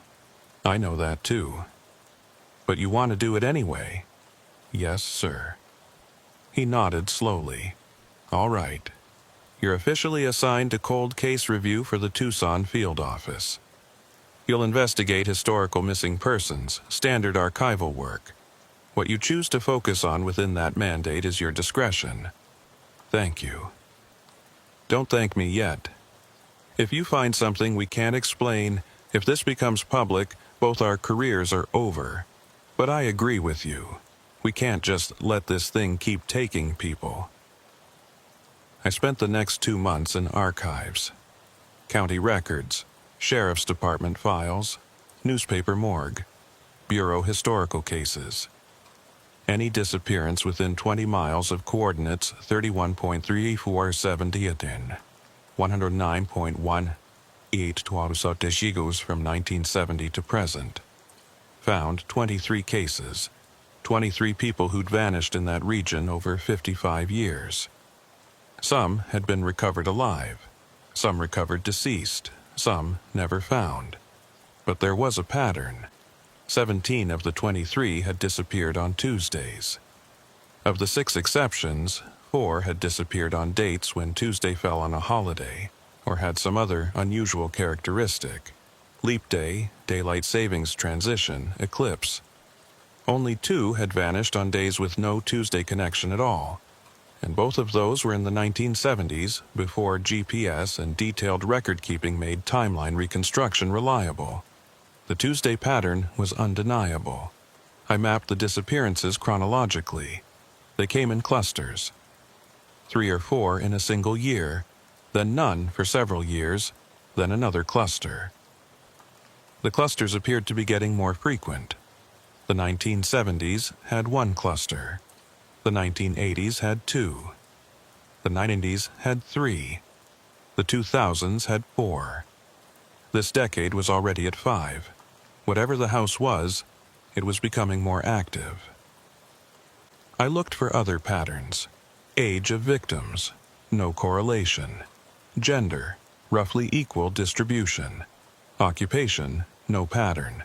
Ethnicity, no pattern. The house didn't discriminate. It took ranchers and hikers and border patrol agents and illegal crossers and tourists and locals without preference. The only commonality was the day of the week and the location.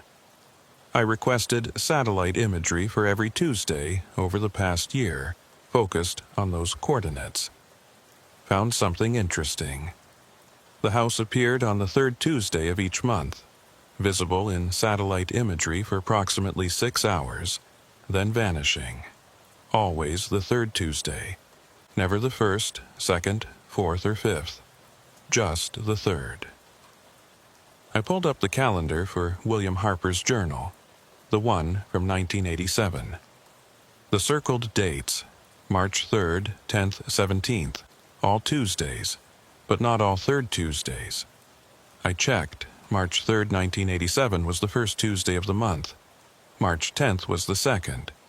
March 17th was the 3rd. The pattern had evolved. Harper's house had appeared weekly initially. Now it only appeared once per month. But the manifestation was lasting longer. 6 hours now versus what might have been minutes or seconds in 1987.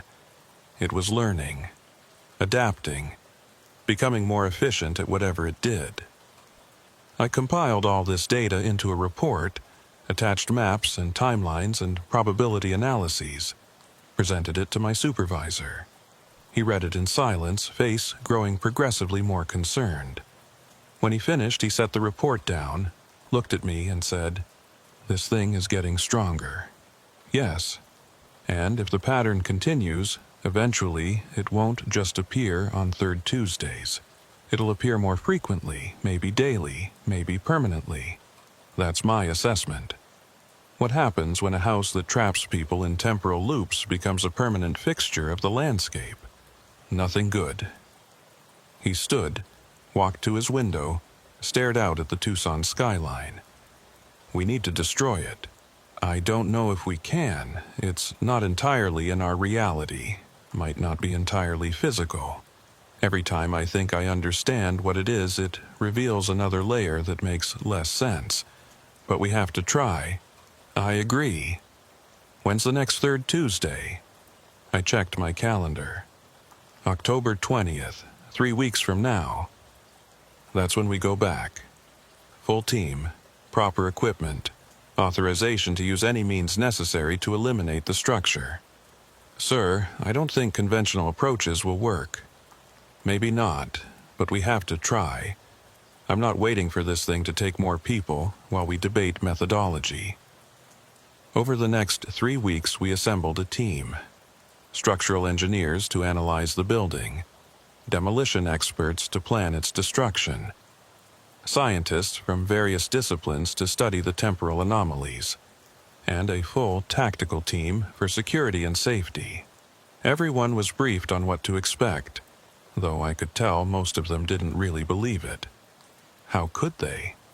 I'd seen it myself, and I still had trouble believing it. We mobilized on the morning of October 20th. 5 vehicles, 17 people, enough equipment to establish a research station and conduct a controlled demolition. The caravan drove south from Tucson at dawn, reaching the staging area by 9 a.m. From there, we proceeded on foot, just like I had before. But this time, we had manpower to carry heavy equipment: generators, demolition charges, measurement devices, containment barriers in case the house released anything hazardous when destroyed. At 11:34 a.m., right on schedule, the house appeared. One moment, the depression was empty desert. The next moment, the house was there, fully formed, solid, looking exactly as it had on my previous visits. Windows glowing with interior light. Smoke from the chimney, laundry on the line. The tactical team immediately established a perimeter while the scientists began taking readings. Thermal imaging showed heat signatures inside the house consistent with human occupation. Electromagnetic sensors detected anomalous field fluctuations. Temporal measurement devices, experimental equipment I didn't fully understand, showed time dilation effects within a 100-meter radius of the structure. Agent Holt, one of the engineers, called. "Look at this." I joined him at his monitoring station. He was showing me ground-penetrating radar data. The house has no foundation. It's sitting on dirt, but the ground underneath shows no compression, no disturbance. It's like the house weighs nothing. Or like the house isn't entirely here, I said. That's impossible. And yet, here we are. The demolition team spent 2 hours setting charges. They placed explosives at key structural points, designed to bring the entire building down in a controlled collapse. Enough explosive power to level a normal structure 3 times this size. At 2:00 p.m., with everyone at safe distance, they triggered the detonation. The explosion was enormous. A concussive blast that knocked dust into the air and rattled equipment 100 yards away. When the smoke cleared, the house stood intact, completely undamaged. The explosives had detonated. The crater marks were visible in the surrounding dirt, but the structure itself showed no damage whatsoever. "That's not possible," the demolition chief said. "Those charges should have reduced it to splinters." We tried again. Doubled the explosive load. Same result. The charges detonated, the house remained untouched. We tried a bulldozer, brought in on a truck and driven to the site. The operator attempted to push against the structure's wall. The blade passed right through it, meeting no resistance, like pushing through holographic projection. But when the operator reached out to touch the wall with his hand, it was solid. Solid to organic matter, intangible to machinery. One of the scientists suggested we try fire. We soaked the exterior with accelerant, ignited it. The fire burned for 20 minutes, consuming all the accelerant. When it burned out, the house was unmarked. Not even smoke damage. We couldn't demolish it, couldn't burn it, couldn't affect it with any physical means. The structure existed in our reality just enough to trap people, but not enough to be destroyed by our methods. At 4:00 p.m., my supervisor made the call. "Pack it up, we're not going to crack this today." "We can't just leave it," I protested. "We don't have a choice. We've thrown everything at it and accomplished nothing. We need to regroup, consult with experts in fields I don't even know exist yet." "Sir, that's an order, Agent Holt. We extract now, before we lose someone else to this thing." The team began packing equipment. I stood apart, staring at the house. It looked back at me with dark windows, patient and implacable. Then I saw something. A figure in one of the upstairs windows. Brief, just a glimpse, but definitely there. Someone watching us from inside. I pulled out my phone, zoomed the camera on the window. Through the screen, I could see more clearly. It was Jennifer Collar, but that was impossible. I'd extracted her 3 weeks ago. She was in Tucson, recovered, undergoing therapy. Unless the version I'd extracted was an echo, unless the real Jennifer was still inside, or unless multiple versions of her existed simultaneously, one escaped and one trapped. I approached the house, against protocol, against orders. Climbed the porch steps, entered through the front door. The interior looked different again. New furniture, different photographs, different details. Like the house had reset itself after our intrusion, prepared fresh traps for new victims. I climbed the stairs, went to the window where I'd seen Jennifer. The room was empty, but when I looked through my phone's camera at the same space, she was there. Sitting on a bed I couldn't see, head in her hands, crying. I held up the phone, typed, "Jennifer, can you see this?" She looked up, looked directly at the camera. Mouth formed words. "Help me." I typed, "I thought we got you out." She replied by writing in dust I couldn't see but the camera could. "That wasn't me. That was another version. I'm still here, always here." I felt something cold settle in my stomach. If we'd extracted an echo, if the real Jennifer was still trapped, then everything we'd accomplished was meaningless. The house had simply let us take a copy while keeping the original. And if it could do that with Jennifer, it could do that with anyone. Including Paul Ramsey, including anyone else it ever captured. The entities we'd rescued weren't the real people. They were duplicates, echoes, versions the house was willing to release because the originals remained trapped. I typed, "How do I get the real you out?" Jennifer wrote, "You can't. The house only releases echoes. The real us stay forever." I typed, "There has to be a way." She wrote, "Find William Harper. He built this place. He's still here somewhere. He knows how it works." I typed, "Where?" She wrote, "In the basement, where the house keeps its real prisoners." I lowered the phone. I'd searched the house twice and never seen a basement entrance. I went back downstairs, looked more carefully. In the kitchen, I found a door I'd assumed led to a pantry. Opened it, stairs leading down into darkness. I pulled out my flashlight, descended carefully.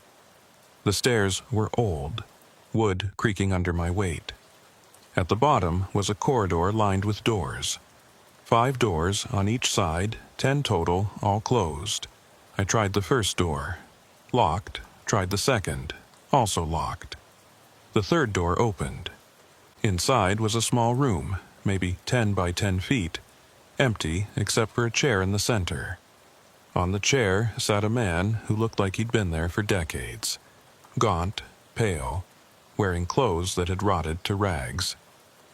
"William Harper?" I asked. He looked up. His eyes were distant, unfocused. "Are you real?" "Yes. So was everyone else. They all seemed real. Then they turned out to be echoes." He laughed, a sound like paper tearing. "I learned to stop believing. Safer that way." "I'm FBI Special Agent Rebecca Holt. I'm investigating this structure. You won't understand it. I built it, and I don't understand it. Started as just a house, place to live. Then it changed, learned, adapted. Started showing me things I wanted to see. My wife who'd left me, version where she came back. But it wasn't her, just an echo. I tried to leave, but by then the house wouldn't let me. Been here ever since. 40 years, or 4 years, or 4 minutes. Time doesn't mean anything down here. How do I destroy the house? You don't. It's not entirely physical. It exists in multiple states simultaneously. The version you see is just an interface, a point of contact. The real house, the core of it, exists somewhere else. Somewhere that isn't a place. Then How do I stop it from taking people? He looked at me with eyes that had seen too much. You become part of it. You let it trap you completely. Then from inside you might be able to affect the structure. Might be able to shut it down. But you'd never get back out. Someone has to try. Many have tried. All of them are down here now, in rooms like this, waiting for time to mean something again. I heard footsteps above. My team coming to look for me, probably. I needed to get out, report what I'd learned, decide on next steps. But if I left, would I ever find this basement again? Or would the house rearrange itself, hide its prisoners in new locations? I made a decision. I'm coming back, with help. We're going to get everyone out. Harper smiled sadly. No, you're not. But I admire the optimism. Go, before the house decides to keep you too. I climbed the stairs, emerged into the kitchen. The team was packing the last equipment outside. Through the window I could see the sun getting lower, shadows lengthening. I checked my watch. 5:47 p.m. Checked my phone. 5:47 p.m. For once, they agreed. I went outside, joined the team. As we walked away from the house, I looked back one last time. All the windows were full of faces.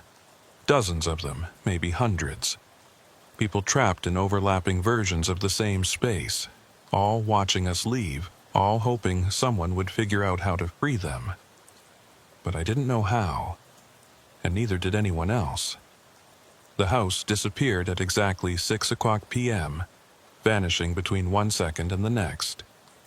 The depression was empty again, just desert, like nothing had ever been there. We drove back to Tucson in silence.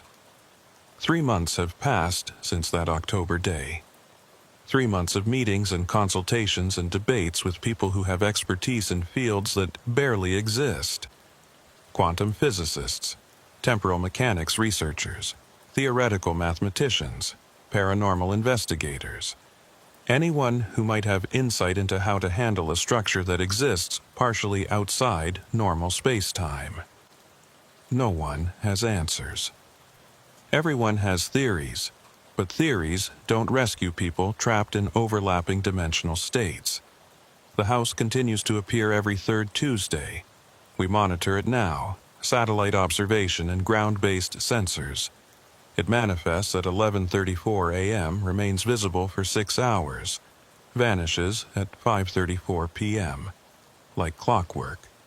But something is changing. The manifestation is lasting longer. In November, it lasted 6 hours and 7 minutes.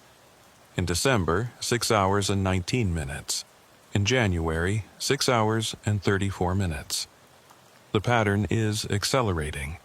At the current rate of increase, by next summer, the house will be appearing for 12 hours. By next fall, permanently. And we still don't know how to stop it.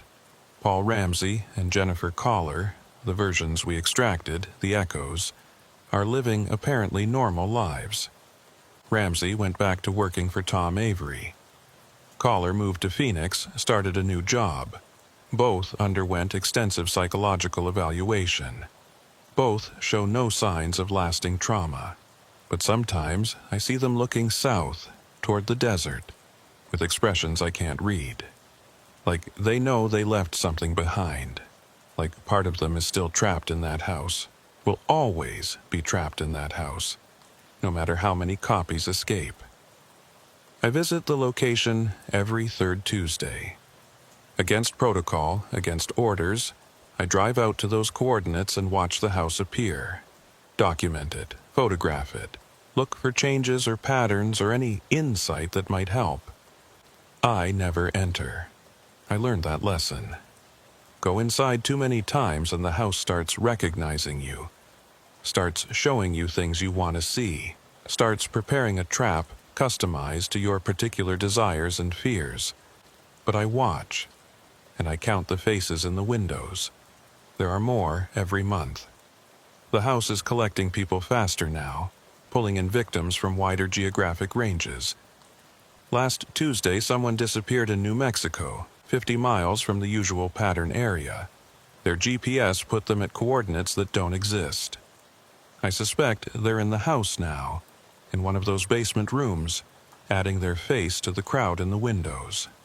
We've established a warning system, posted signs in the area advising hikers and travelers to avoid the region on third Tuesdays, coordinated with Border Patrol and county sheriffs to increase patrols, turn people away.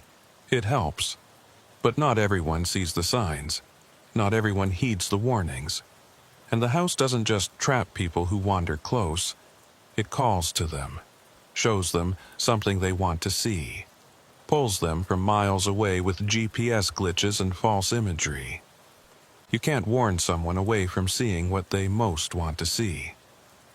I've started having dreams about the house. In the dreams, I'm walking through endless corridors, opening doors to find rooms full of people who all look like me. Different versions, different ages, different choices, all trapped in their individual loops, all waiting for rescue that won't come. In the dreams, I find the core of the house, the actual mechanism that keeps it anchored across multiple realities. It's a room with no doors, no windows, no entry point. Inside sits William Harper, not as he is now, but as he was when he built the place. Younger, hopeful, unaware of what he's creating. In the dreams, I try to warn him, tell him to stop building, to leave the desert, to choose anywhere else. But he can't hear me. I'm just an echo from a future he hasn't created yet, a warning from a timeline that doesn't exist in his present. And I wake up at 3:47 a.m., always 3:47 a.m. Like that time is significant. Like it's the exact moment when the house's influence is strongest, when the boundaries between its reality and ours are thinnest. I've checked my personnel file recently, found something disturbing. There's a photograph of me from when I first joined the Bureau 14 years ago. In the photo, I'm standing in front of the Tucson field office, smiling, ready to start my career. But the background is wrong. Behind me, barely visible in the distance, there's a structure that shouldn't be there. A 2-story house that doesn't exist in that location. I checked the metadata. The photo was taken on a Tuesday, the third Tuesday of the month. I don't remember that house being there when the photo was taken. But photographs don't lie, except when they're capturing something that exists partially outside linear time.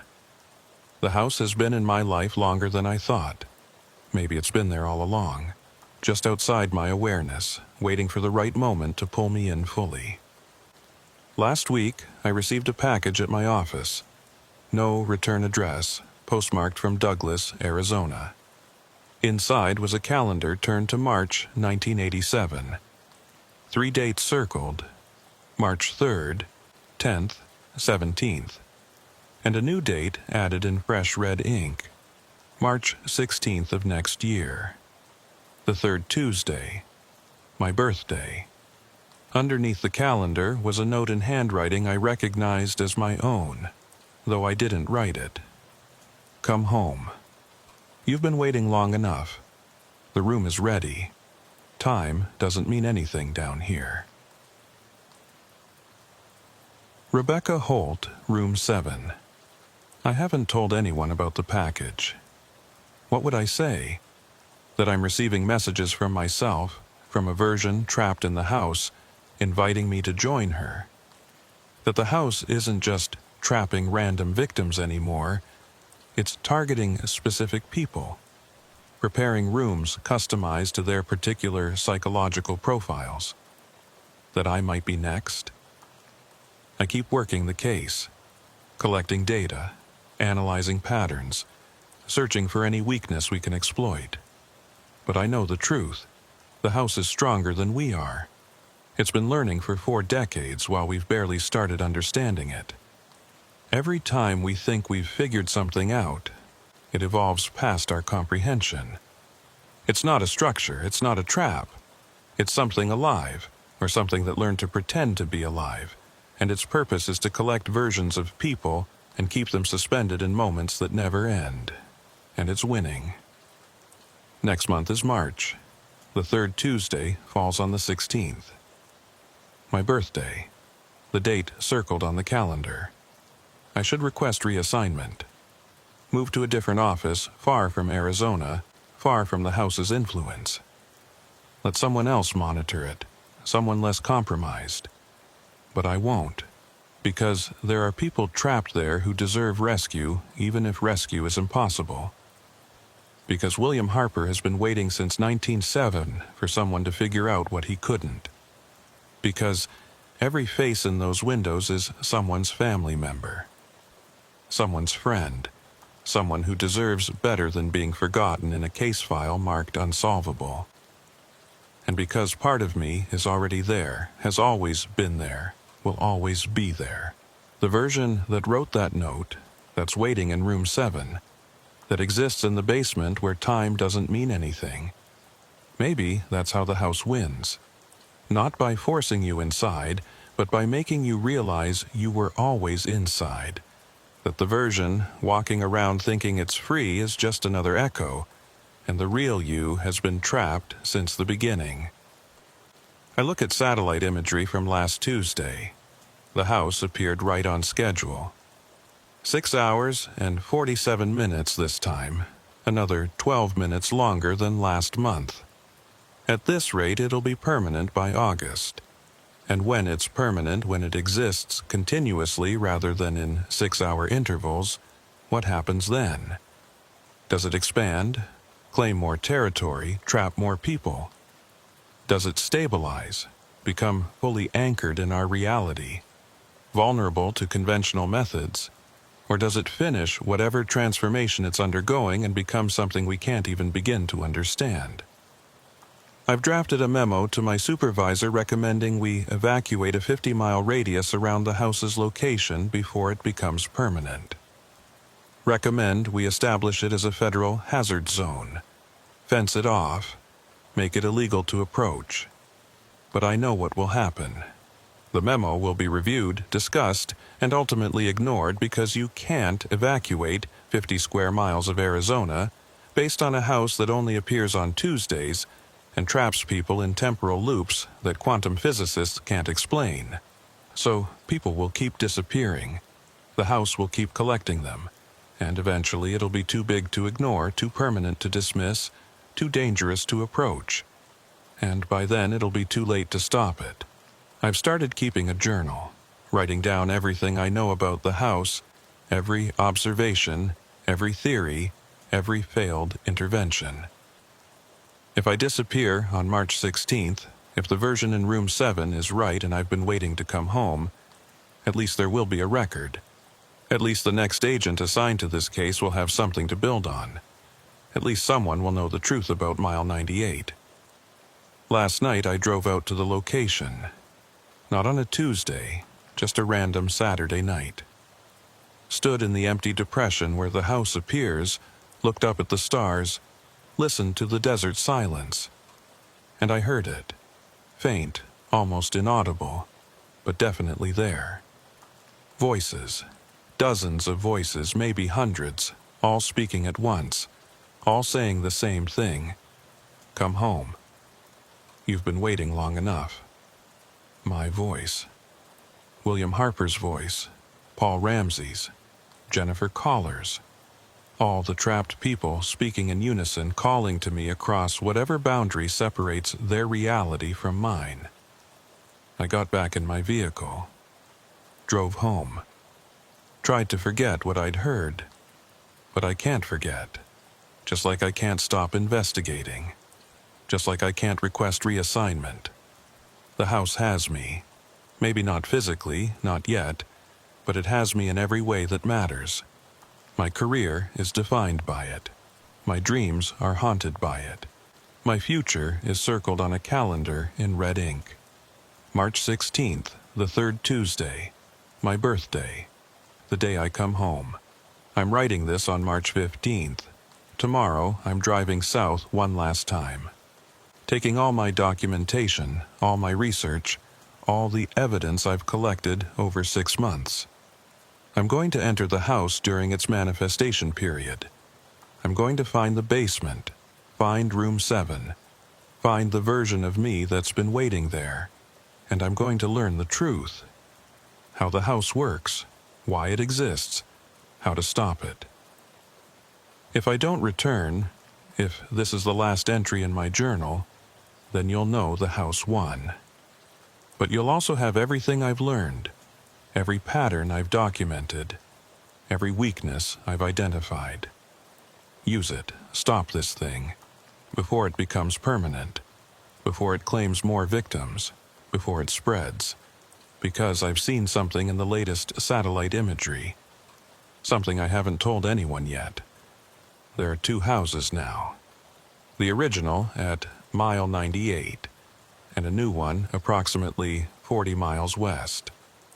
Different location, same structure, same manifestation pattern.